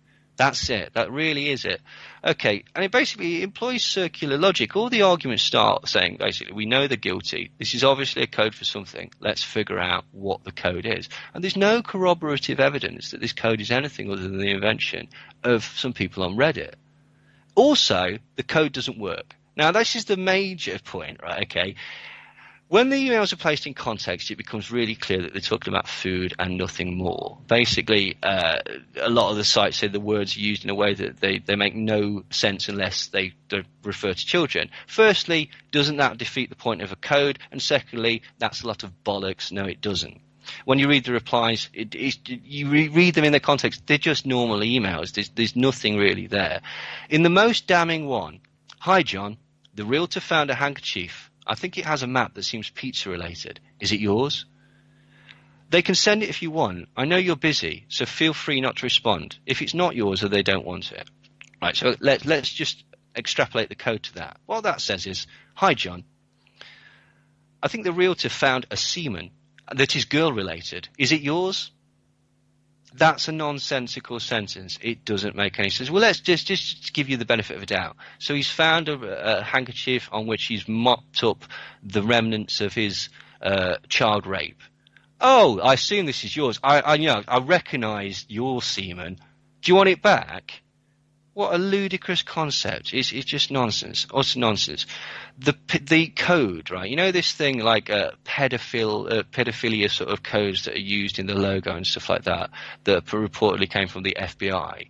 It didn't come from the FBI. It came from a single unverified page on WikiLeaks in 2007 that has never appeared on the FBI website, and again has absolutely no corroborative evidence. It just says this logo is a paedophile logo. It doesn't show any case where a paedophile group has actually used that logo. Now, if you find one, fine, okay, then that's a bit of evidence, okay. But it also begs the question that if the FBI have known about this code since 2007, what self-respecting, like, you'd have to be stupid to put a sign on the front of your shop. What's the point of it? Is it to attract other paedophiles? So what, if you're in town from like, oh, I'm a London paedophile, I'm in Washington. Oh, lovely, there's some children on there. I'll go and ask the staff if I can rape a kid. What utter nonsense. It doesn't make any sense. It literally doesn't make any sense. Also, as you say, that wasn't actually on Comet Pizza. It was on a completely different pizza shop. Again, there's no real examples of proven cases where any of those symbols have been used in paedophile rings. Why have none of the 40 employees of Comet Pizza come forward with stories or suspicions?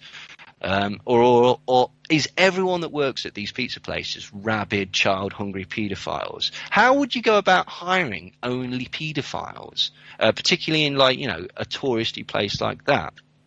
Now, basically, what they keep trying to do is a lot of people keep trying to say that James Alefantis' partner or ex-partner is Brock Pierce. Brock Pierce was actually connected to Steve Bannon, not to James Alefantis. James Alefantis' partner is David Brock. David Brock runs Media Matters, which is a left-wing media organisation that's criticised the right wing. So, and it supports the Clinton campaign. So, of course, they would be an ideal smear, target for the right wing, who are trying to defeat Clinton in the election, which, let's not forget, is in 5 days' time. So let's have a look and see where we're going with this. Right, okay, yeah. Some people say that James Alefantis is French for "I love children." No, it's not. Okay, that's stupid. I love children in French is "J'aime les enfants" or "J'adore les enfants," right? So that's wrong, isn't it? Okay, and what? So his parents, they chose that surname generations ago because they knew that this would be cool when he was raping kids, in his 40s?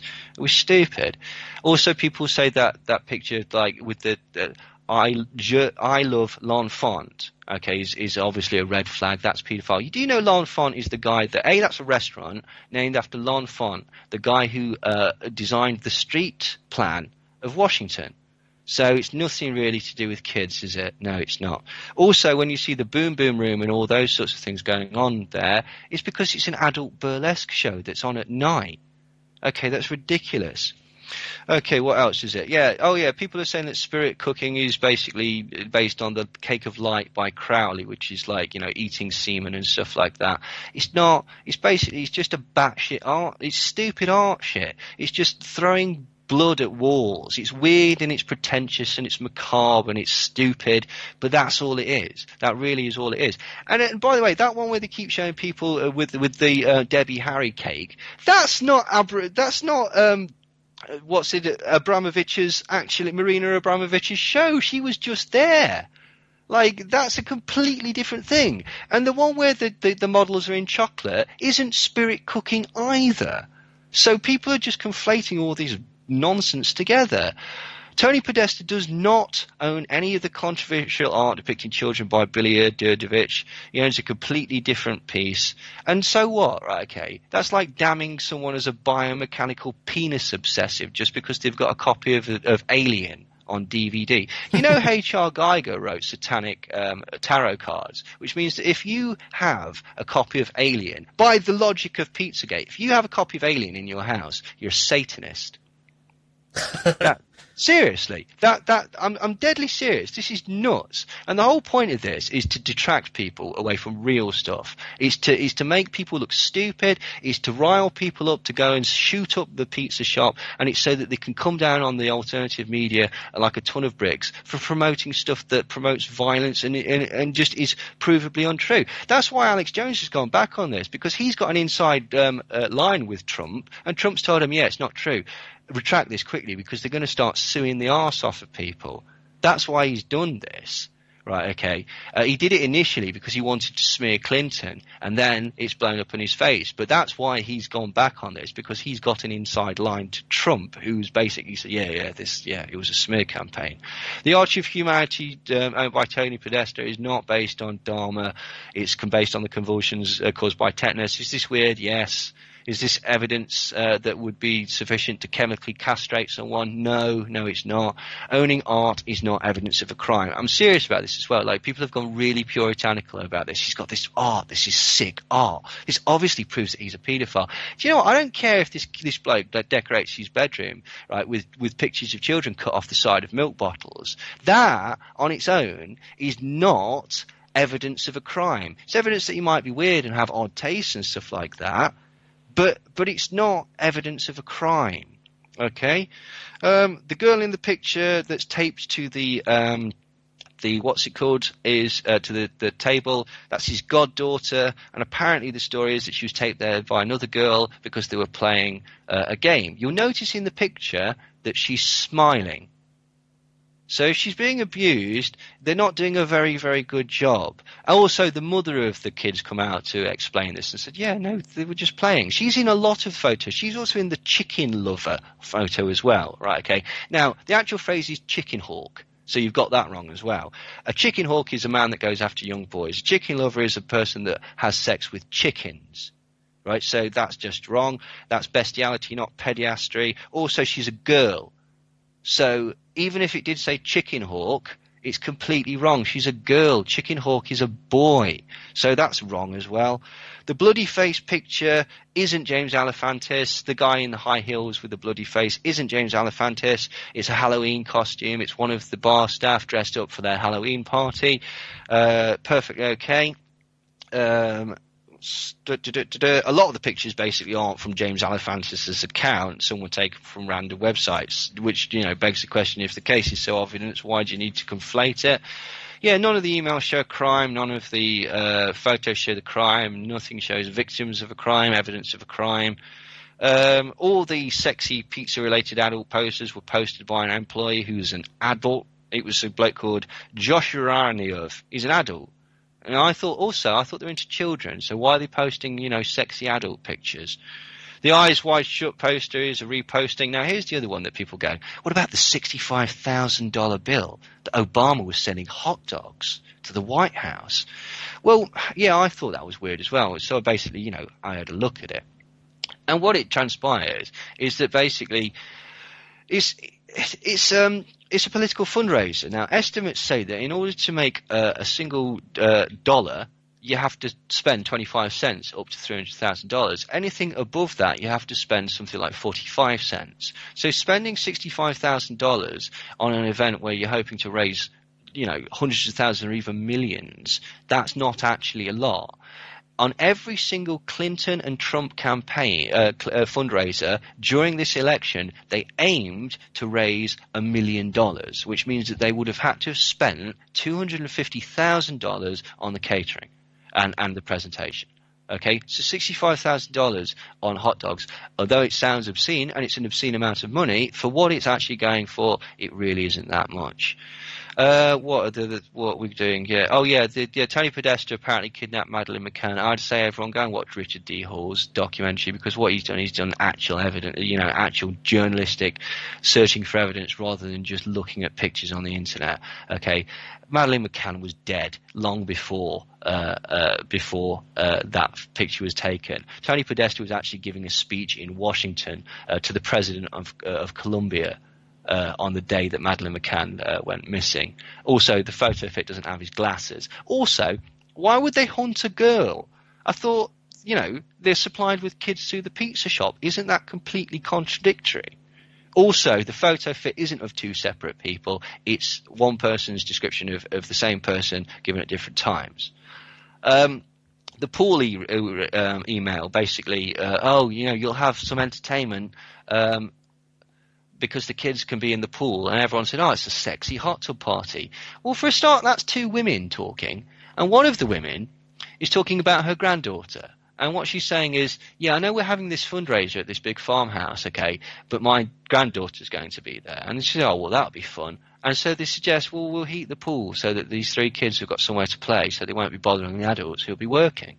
That's it. Now, the fake news scandal hit basically just before the code was leaked to Twitter, 4chan and Reddit. Does no one find this suspicious? This is setting people up for a fall. Like, there's loads and loads of mainstream articles talking about the threat of fake news in the week before Pizzagate started. And, there's lists in Fortune and CNN, The Guardian, numerous accounts. So basically, it's set up to exactly like I said, to demonize the alternative media, to make them look silly, to get people chasing their tails. Originally, I think it was just a smear. I think it was just a political smear that came from somebody on the right, probably connected to the Trump campaign, because Pizzagate used to be a smear against Donald Trump. That's an interesting point. In 2011, Donald Trump made a video where he ate pizza with a knife and fork. And Jon Stewart ridiculed him mercilessly about it and dubbed it Pizzagate. Isn't it interesting that term, which could have been used to demonize and make Donald Trump look stupid, was actually used to make the left wing look evil?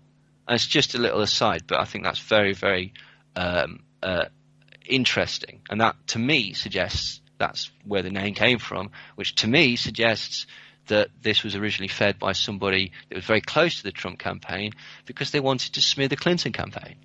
But basically every single claim attached to this case seems to have a lie or a half-truth designed to make it more sensational, and that really, really troubles me, to be quite honest. And this is not an attack, this isn't a criticism of people who do believe in the theory, it's just my opinion. I may well be wrong, I have been before, and this is not an immovable position.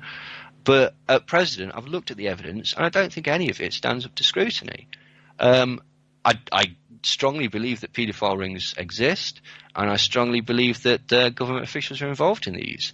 But I don't believe in this particular one. If anybody's got any other evidence, fine. I'm just not. I'm not immovable. I'm not denying that this sort of thing happens. I just have looked at the evidence that's been presented in this case, and I just don't think it's terribly strong. And the timing and the initial source of the scandal also makes me think that it was fabricated. And the reasons behind this fabrication is in order to initially smear the Clinton campaign and then basically make everyone look silly. Now, my concern is severalfold, to be quite honest. One, it cheapens investigations into real cults and real trafficking rings such as Elm House of Franklin and Kincora Boys Home and Boys Town and the Presidio scandal and Jimmy Savile and Penn State and Jeffrey Epstein and Deep Creek Cabins and Crew Alexander and all these innumerable elite paedophile scandals that we can talk about. My second concern is that basically it'll be used as a weapon to basically damn the alt media, accusing them of spreading false news. And it probably will be enacted with a certain amount of lawsuits, perhaps, from James Alefantis. And the third is that basically, and this has been proven true, it's a form of stochastic terrorism. The whole point, what stochastic terrorism is the concept behind it is you feed something into the media that's not necessarily true, that riles up a certain demographic that happens to be listening to this, and they act on your behalf. So they go and, you say something on the internet and they go and blow up a mosque, or they go up and blow up a synagogue or whatever. Okay, you've encouraged them into this action through your words and through your propagandization. And it did happen. It actually did happen. Yeah, it did, didn't it? Somebody would I was surprised because I actually posted this that whole thing on my Facebook page a few days after this all started, because I thought it was dodgy from the start. And I said, I guarantee somebody's going to go in that shop and shoot up the place. And somebody did. You know what else is really interesting? Do you know how Pizzagate managed to spread so very, very, very fast? this has been proven by a number of independent algorithm readers and people that examine internet traffic and stuff like that. It was spread by bots. Wow. Hundreds and hundreds of thousands of bots were spreading it on Reddit, through Google, through 4chan, through all accounts.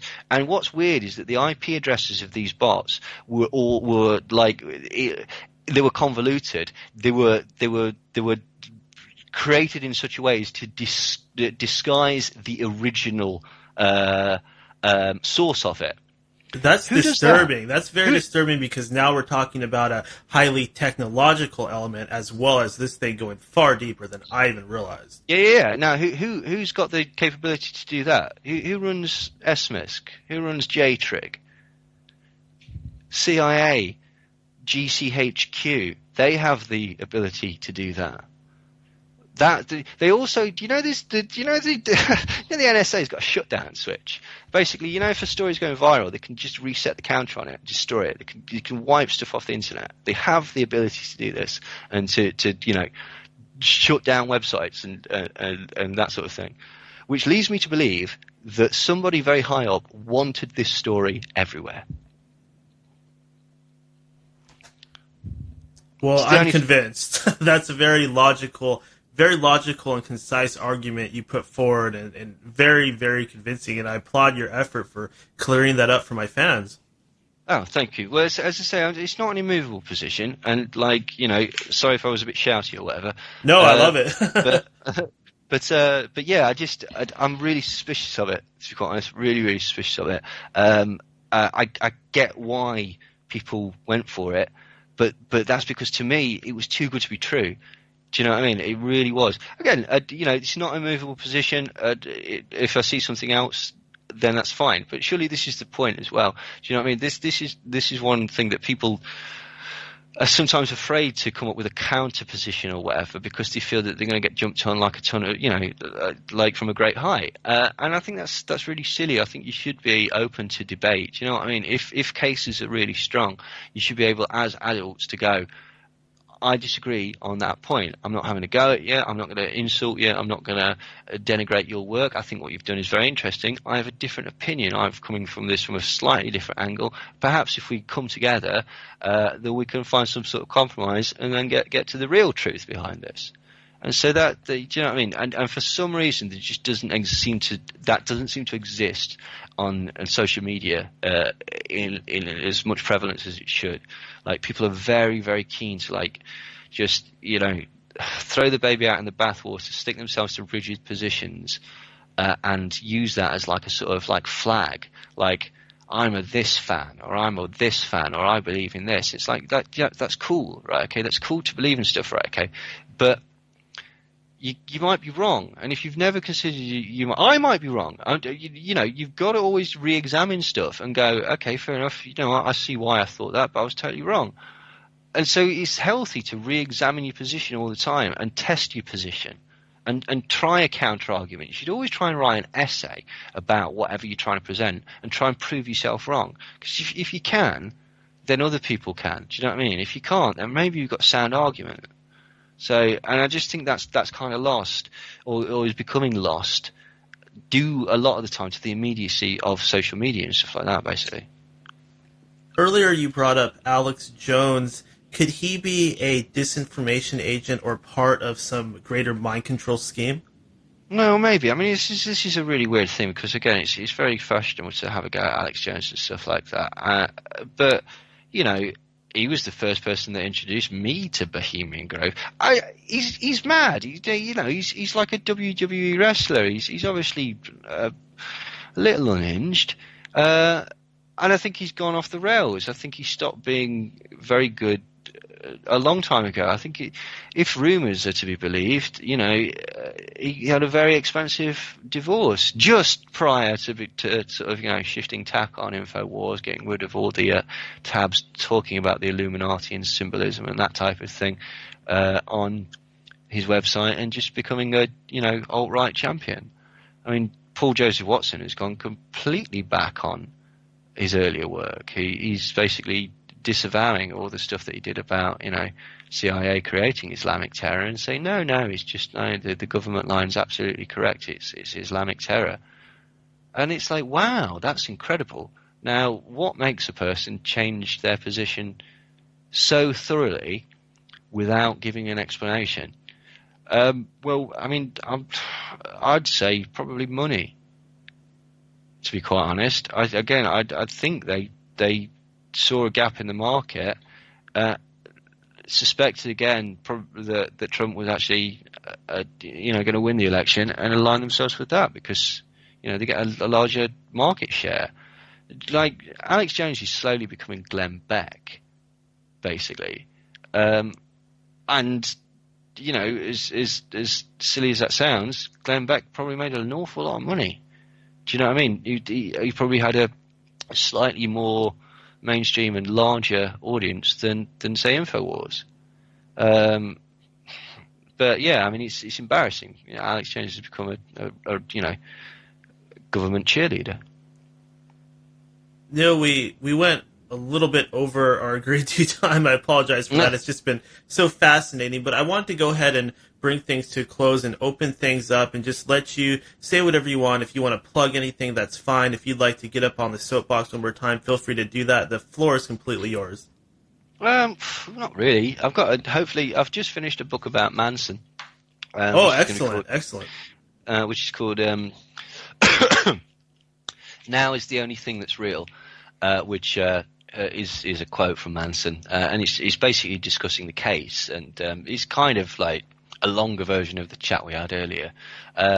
It's looking at the case, looking at the actual police files, looking at like witness statements, looking at that type of thing, and trying to piece together what actually happened as opposed to what the prosecution presented as happening. It also tries to present an accurate timeline of what actually went on, because it's a lot of the books and documentaries about Manson, because you're dealing with a long period, it basically they sort of mash things together, and it very subtly changes the story. And so when you get the timeline accurate, it's more obvious what's actually going on and who's connected to who and who met who when, and etc. So that's finished. I'm just sort of getting it sort of read by a couple of people to make sure it's not awful before I release that. So hopefully I definitely aim to release it this year, hopefully very soon. And so yeah, I've got that coming out. And that's really it. I mean, I don't really have anything to say. Do you know what I mean? Like, the only thing I can really say is, I've said this kind of before, is just like, examine stuff that is presented to you, like the Pizzagate thing, like anything, right? Okay, just think, who's giving me this information, and what could an ulterior motive possibly be for this? Like, and I mean that with everything, with like every television program, every bit of music, stuff like that. Not to the point where you stop enjoying it, like, because for crying out loud, life is hard enough without some arse like me getting on the internet and telling you can't listen to Lady Gaga or whatever. If you like Lady Gaga, go nuts, listen to Lady Gaga. Life's hard enough. So that's really it. I mean, the other thing is just basically, it's a bit cheesy, but just like, people always say like stuff like, have you got any solutions against the New World Order? Have you got any solutions against the Illuminati? Have you got any solutions against the elites or whatever? And it's like, well, it depends, really. I mean, the only sort of thing the only bits of advice I can give is don't be afraid, right? Because fear eats the soul, and that's the point of fear, is to keep you stifled and stop you from sort of like, achieving what you can do and not daring to try things. And the other thing is, it's perfectly okay to be wrong, and it's perfectly okay to fail. Like, all of these things that for some reason are seen as detrimental to your character. They're not. That's how you learn. And I think everybody did do better to be a bit more humble and basically just go, hey, you know what, I was wrong. Thank you for pointing out, where I was wrong. I've learned something, and not take that as like a slight against your ego. And then the final thing that I would say is, like, basically, if people are sort of getting down about, like, I can't, blah, blah, blah, etc., what can we actually do to fight the powers that be or whatever? I said, well, just take it in small steps. What is it that they're stopping you from doing? What is it that you want to do? Well, just do it. Just do it, right? Okay, you can find a way to do it. Okay, give it a go. And it probably won't work first time, but you know what? Most things that are good don't work first time. You have to give them a bit of effort. You have to put a bit of sort of time into it and such like that. So, you know, figure out what it is that you're being stopped from doing that would make you happy, and just do it. Just figure out a way to do it. Excellent. This has been a fascinating discussion, and there's so much to talk about. I'd definitely love to do a part 2 one of these days, perhaps in the future when you've accumulated more work and are working other stuff. But I do want to thank you one more time, and until we talk again, thank you very much, Neil. And you really enjoy the rest of your day, my friend. Oh no, it was an absolute pleasure, man. I enjoyed it very much. Thank you, and thank you for inviting me on. Absolutely. Thank you, and goodbye. There you have it.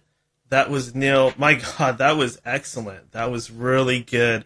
I had a great time talking to him.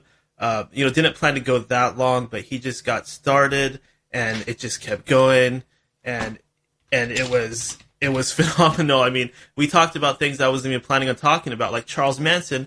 Turns out he's got a book coming out about Manson, and I've been looking for a good Manson guest for a long time and just had one, so that turned out great, and I'm definitely going to read that. I highly advise you guys to check out his first book as well that we talked about at the beginning. I'm going to go ahead and go to a commercial break, and I'll be back very soon. We're going to play a little music. Okay. And welcome back to End of Days Radio. Hello, everybody. Welcome back. Sorry about that long break, those of you that are listening to the live stream. I really liked that set, so I just wanted to let it play a little while. I was just using the bathroom and going over things. What a great interview, right? Excellent. Very, very good. I'm very proud of that entire thing, and I definitely thank Neil for providing us with so much of his time. This is our news and listener roundtable section. We're doing the show at an odd time today, so I don't really expect anybody to call in because usually the live audience is a lot smaller than when we do the show at the normal time. I do have some letters from callers as well. I do have a couple things I want to talk about, some upcoming stuff. This is something that just was announced just a few days ago. For those of you that are familiar with the BellGab forum, for those of you that don't know what that is, BellGab has been around for a long time, and it started out as an Art Bell fan forum, and it's become famous for kind of being a place where people just say whatever they want. It's very free speech, very open source.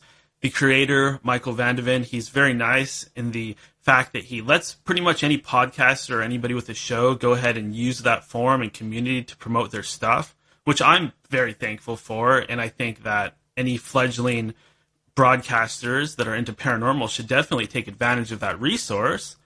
But just as a little thank you, and to show my appreciation from BellGab, and to promote the idea of free speech and everything that goes on there, all the funny stuff too, I've decided to go ahead and take part in something called the BellGabathon, which is going to be a actual marathon, including all kinds of different paranormal podcasters and radio hosts. It's still in the works. We're trying to get everybody involved. Art Bell, Heather Wade, George Norrie, all of the heavy hitters. I've already talked to some people that have agreed to participate. And I'm actually going to be doing a 30-minute segment on the BellGabathon to both help BellGab raise its funds and promote my own show, of course. And I'm going to be joined by Wolfman Mike.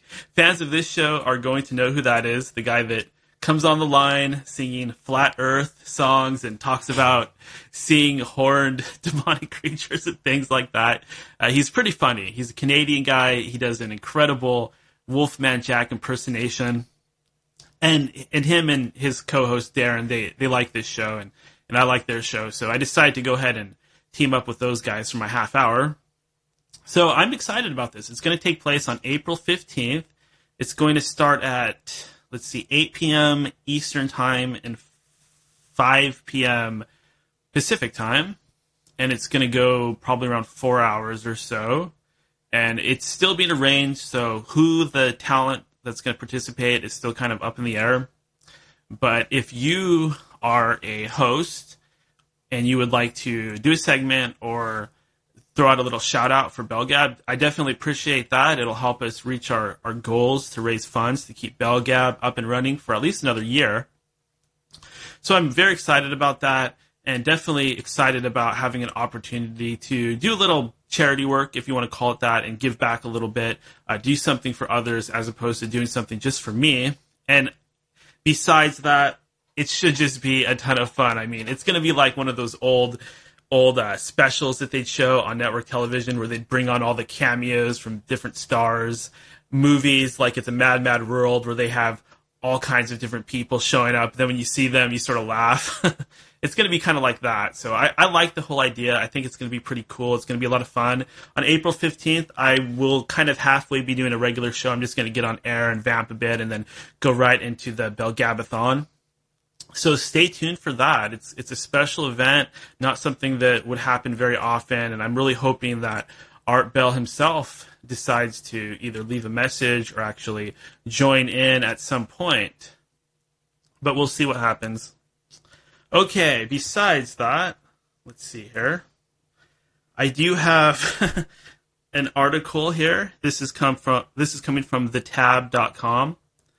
It says Tila Tequila says that Donald Trump is being mind controlled from Europe. Now, after listening to that last discussion, listening to that interview with Neil, this doesn't sound quite as far-fetched anymore, does it?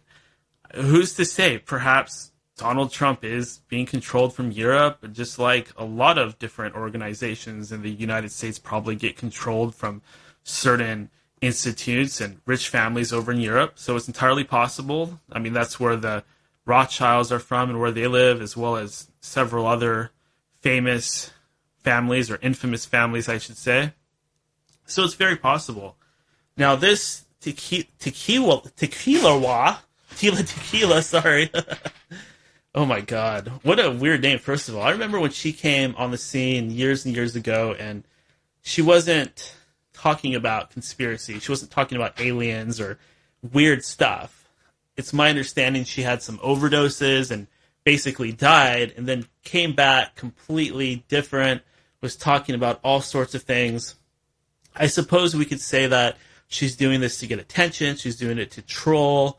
I've watched a lot of her videos. I've listened to her quite a bit. It does sound like disinfo in the sense that it sounds like a lot of fact mixed with fiction, meaning a lot of the things that she talks about are actually true, but she seems to kind of just get on camera and, just kind of rant and go on and on. And I doubt that everything she's talking about has a verified source to back it up. But I do, at the same time, admire what she's doing. She is taking her status as a celebrity. She's throwing away any shame and embarrassment. And she's talking about these subjects that I talk about, right? She's talking about the same things. She's trying to make people aware of them. She's trying to make people aware of other dimensions, things like awakening, supernatural concepts, aliens and clones, shapeshifters, walking around with humans on this very earth. These are things that we need to know about, and I find that somebody that is willing to put up with the ridicule that these types of topics can bring on them, the ridicule and shame, I find a person like that to be very brave, and somebody who doesn't care that much what people think. In fact, she's even recently stopped wearing makeup. She looks even more like some kind of weird-looking alien. I mean, she's Asian, so she's got these really big eyes and a small slit mouth, and she kind of looks like a cross between a mantis, a gray, and a reptilian. So if she says that she's a hybrid, or if she's some kind of entity or being, I tend to believe her just based on her appearance. And the fact that her appearance has almost seemed to have changed a little bit over the years. So I don't know. It could be plastic surgery. It could be her makeup. I don't know. But thumbs up for Tila Tequila. Hey, I mean, she's not harming anybody. She's not hurting anybody. She's preaching peace. She's preaching awakening. She doesn't seem to be making any money doing it. She's certainly burning a lot of bridges with Hollywood and media by even talking about this stuff. So thumbs up to her. I think she's spreading a positive message. Hey, what do I know? Maybe she's mind controlled. Maybe it's disinfo. I don't really know. We talked about Alex Jones a little bit earlier, and a lot of what Neil was saying makes sense. I've been saying that he's a disinfo agent for years, but when you look at it, it might just be that he is indeed greedy. He's making a lot of money off of those ads, and by kind of catering to the right, the conservatives, he's expanding his audience. He's probably built 10 times as many listeners and fans as he had before the Trump campaign.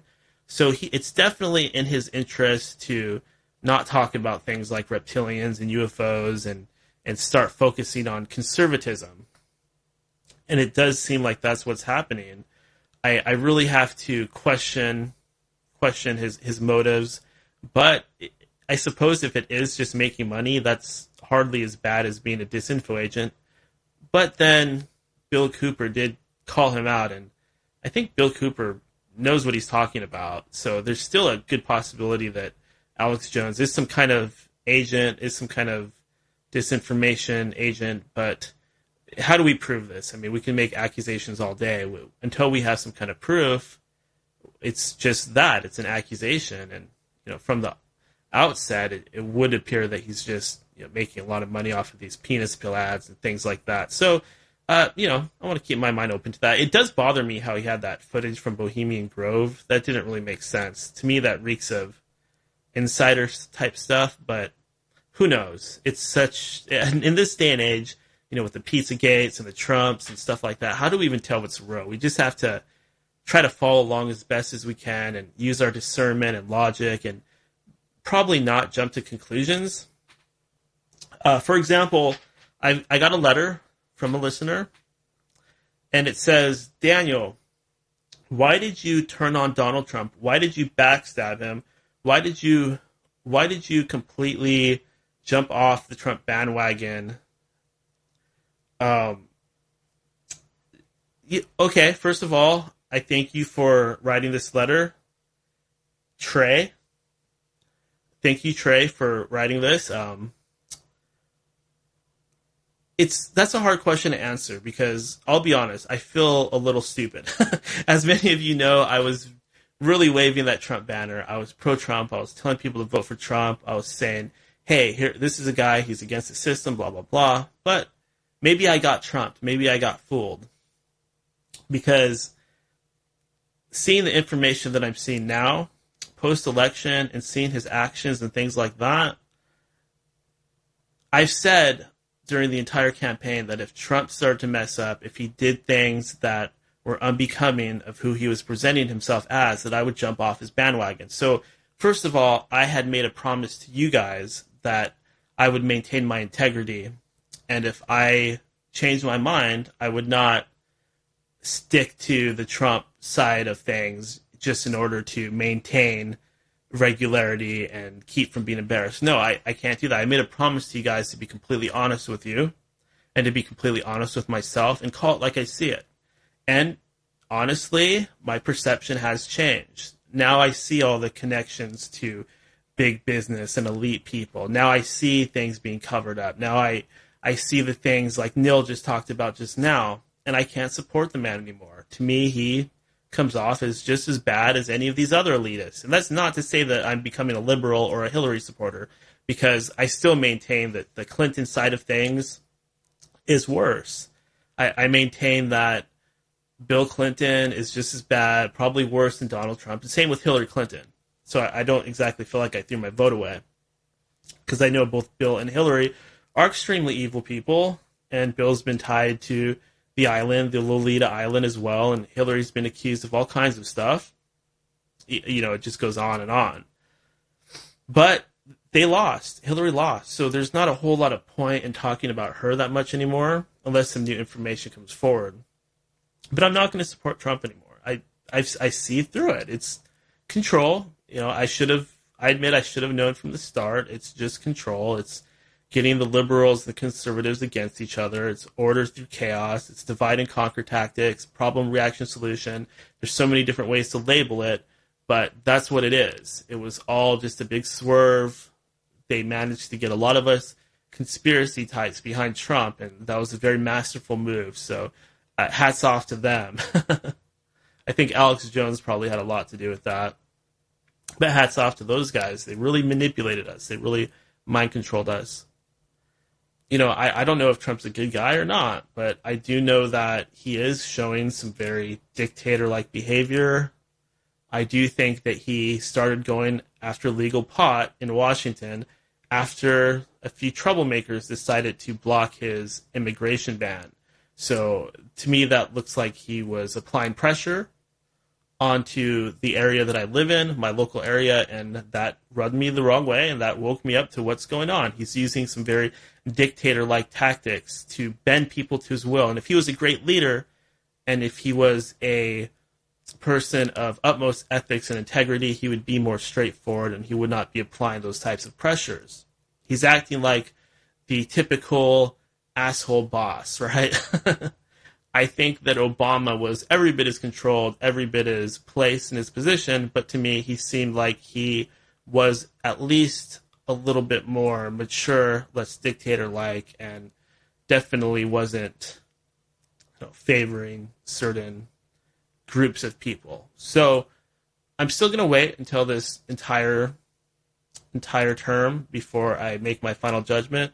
But my opinion as of now is that Trump is just as bad as any other politician and any member of the elite, any member of the Illuminati, so to speak.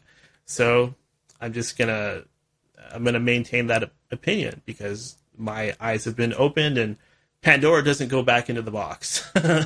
You know what I'm saying? You can't put Pandora back into the box, as famously stated on the movie Pineapple Express.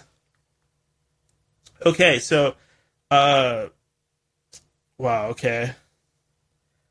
This comes from BuzzFeed.com. It's a gay guy that was saying that gay marriage is Nazi mind control. I think what this is something to do with what I see in the conspiracy world sometimes.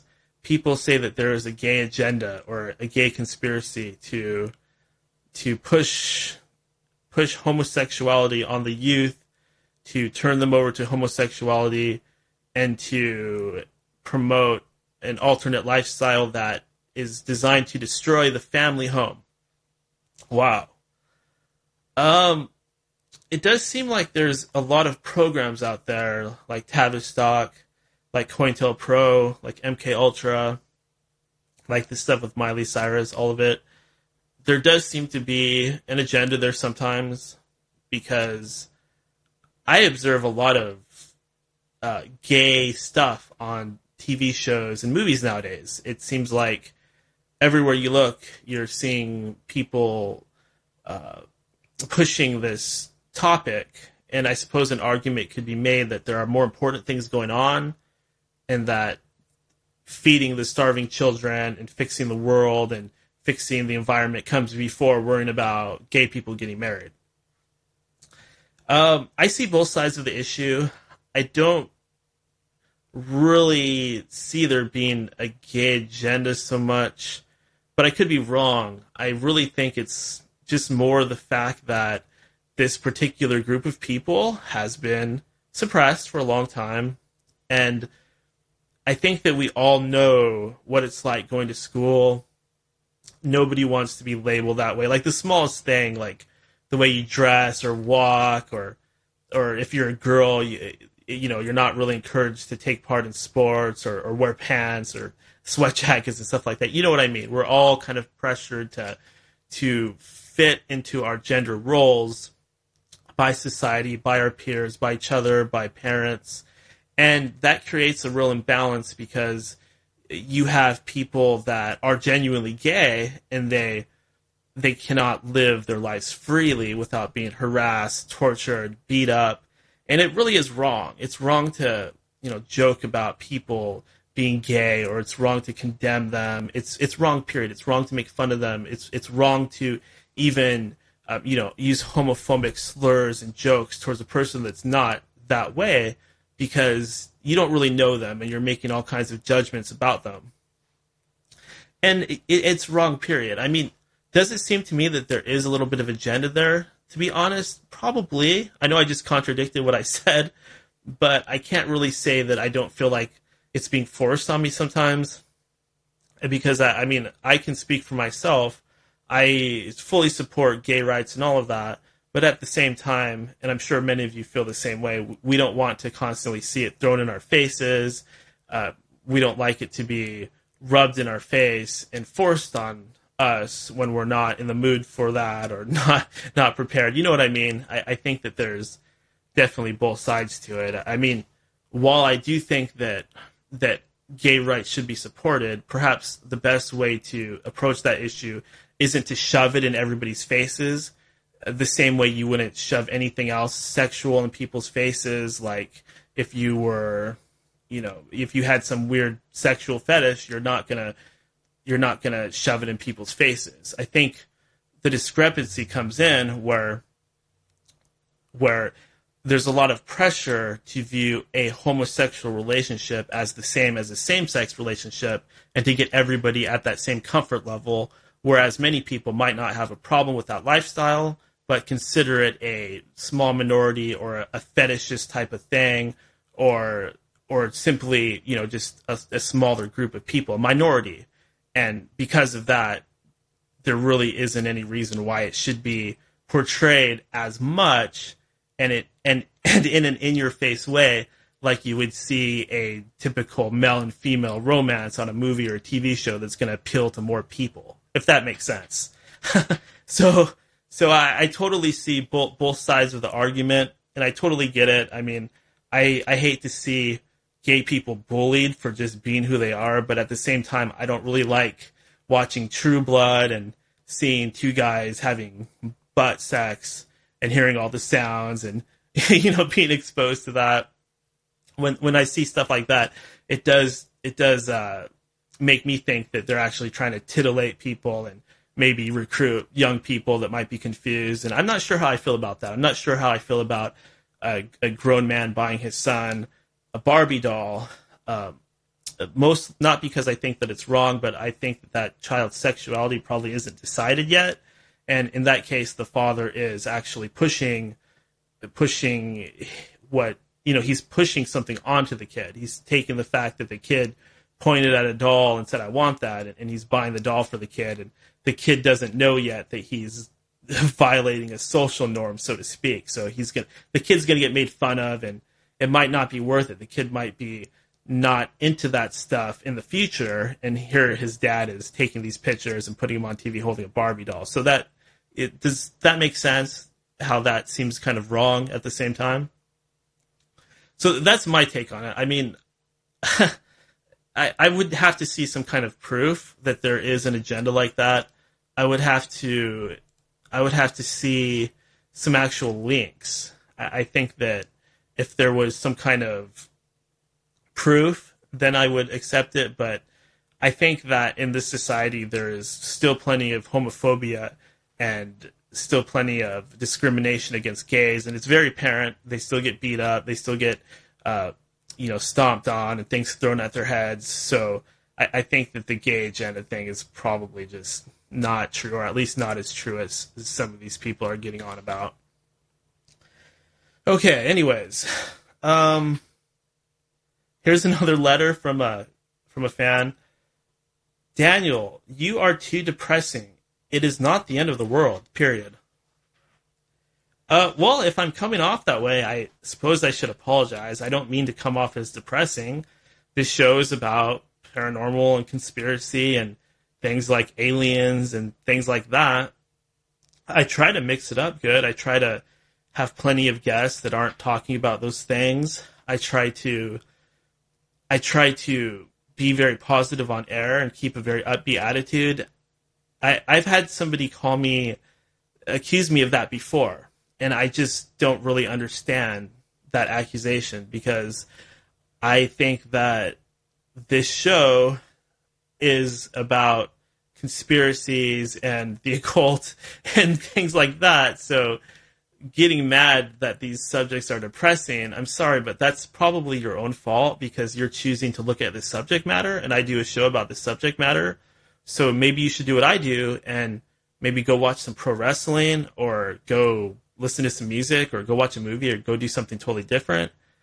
I think what sometimes happens is that some of us fall into this state where we feel like the bad guys have all the power or the bad guys are in control. And you just got to keep in mind that that's not true. Just because we're exposing this stuff and just because we're talking about it, it does not mean that we think that we don't have a chance. The reason I'm doing this show is because I have hope.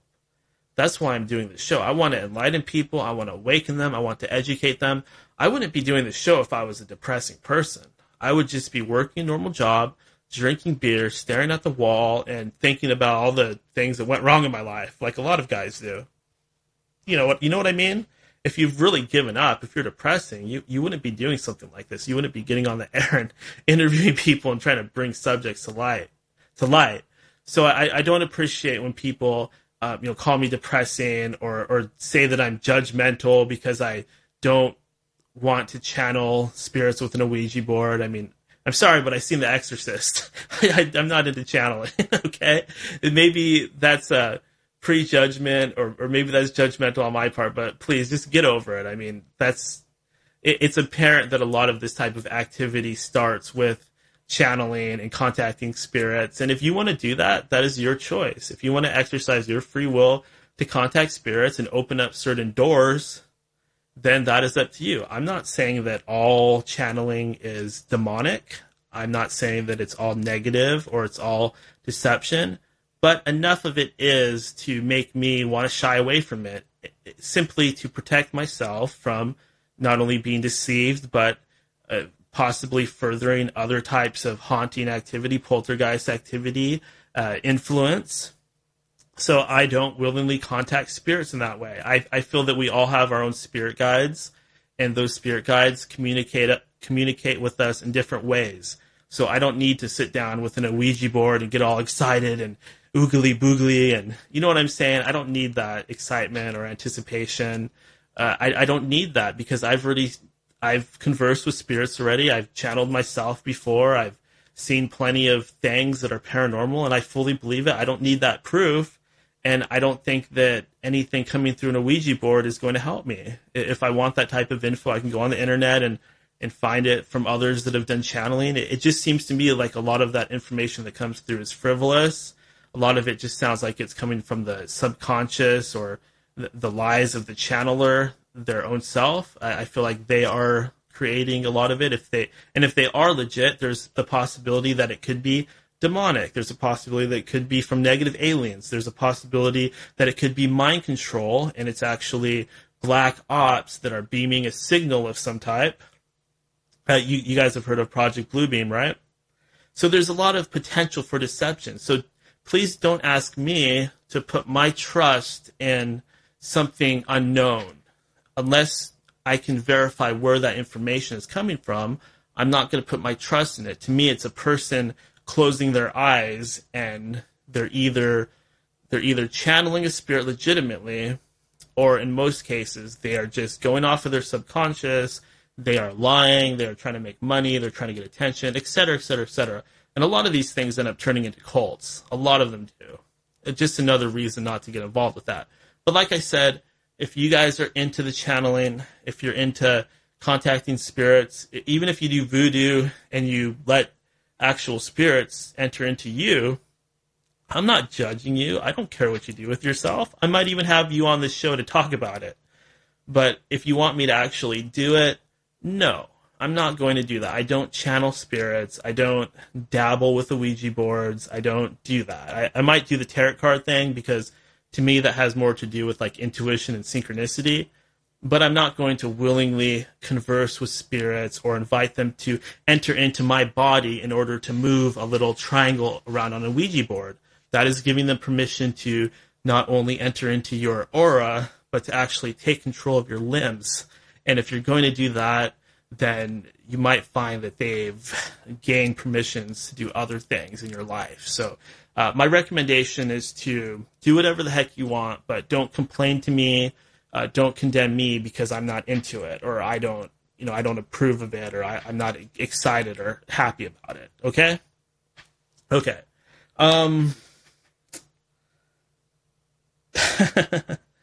I do have some other stuff to talk about, but I'll be honest with you guys, this is WrestleMania weekend. I know I don't talk much about wrestling on this show, but I'm kind of excited, and it had nothing to do with me planning to do this show earlier in the day, but I think I'm going to go ahead and cut things short so I can kind of start getting ready for that.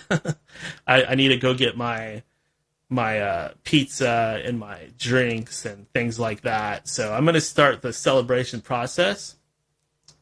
Remember, we do have the Belgabathon on the 15th, and I do have some different guests lined up for next weekend, but I don't have anybody definitely booked yet, so we'll have to hold off on that. If you're a fan of MMA or pro wrestling, feel free to check out ninjashoes.net, and feel free to subscribe to this show on all of the various platforms. Subscribe, please, if you like to donate. If you would like to donate to the show, you can go to endofdaysradio.com, and if you don't want me to shout out your name as a thank you, just let me know in the email. And other than that, just, hey, thanks, guys. I appreciate you listening to the show. We're going to keep journeying into the night. I appreciate you listening to my awesome guests, as well as my often controversial personal opinions about things. And I will see you guys, and I will talk to you later. Thank you for listening. I love you guys. Bye. Whoops, that's the intro. Sorry.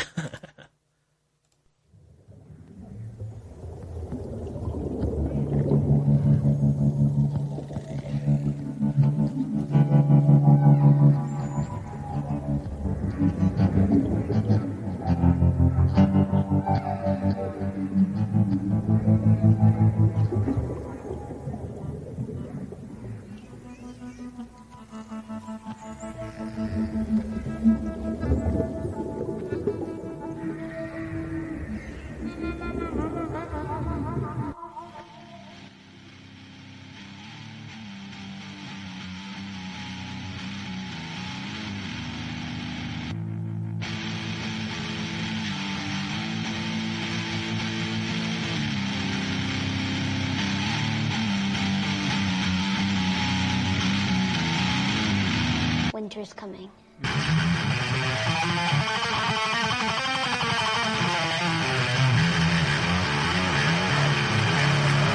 The king has returned from the broken ruins of Babylon. This is